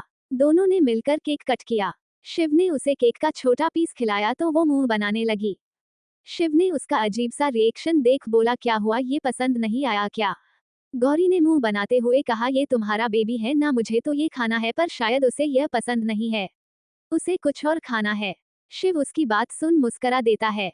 शिव ने कहा, ठीक है तुम ना सही, मैं ही यह केक खा लेता हूँ, वो भी अपने स्टाइल से। गौरी उसे देख रही थी तो शिव ने थोड़ा सा केक उसके गाल पर लगा दिया। गौरी हैरानी से उसे देखने लगी, तो शिव ने उसके गाल पर लगे केक पर अपने होठ रख उस केक को खाने लगा। ऐसे ही उसने उसके दूसरे गाल पर भी केक लगाया और खाने लगा। शिव ऐसे ही उसकी गर्दन पर भी केक लगा खाने लगा, फिर उसके होठों को केक लगा, उसके होठों पर अपने होंठ रख उस केक को खा लिया। वो केक खाने के बाद भी उसके होठों पर किस कर रहा था। आखिर कितने दिनों बाद दोनों के बीच सब कुछ नॉर्मल था। ऐसे ही दोनों अपनी प्यार की दुनिया में खो गए और करीब 2 घंटे बाद दोनों बेड पर लेटे हुए थे। दोनों ही एक कंबल में थे। शिव ने कहा, अभी तो तुम्हें जल्दी छोड़ दिया, नहीं तो तुम्हें पेनिशमेंट देने वाला था, पर मेरी छोटी प्रिंसेस को कोई प्रॉब्लम ना हो इसलिए छोड़ दिया। ओहो, अपनी छोटी प्रिंसेस का बड़ा ख्याल है, और मेरा क्या।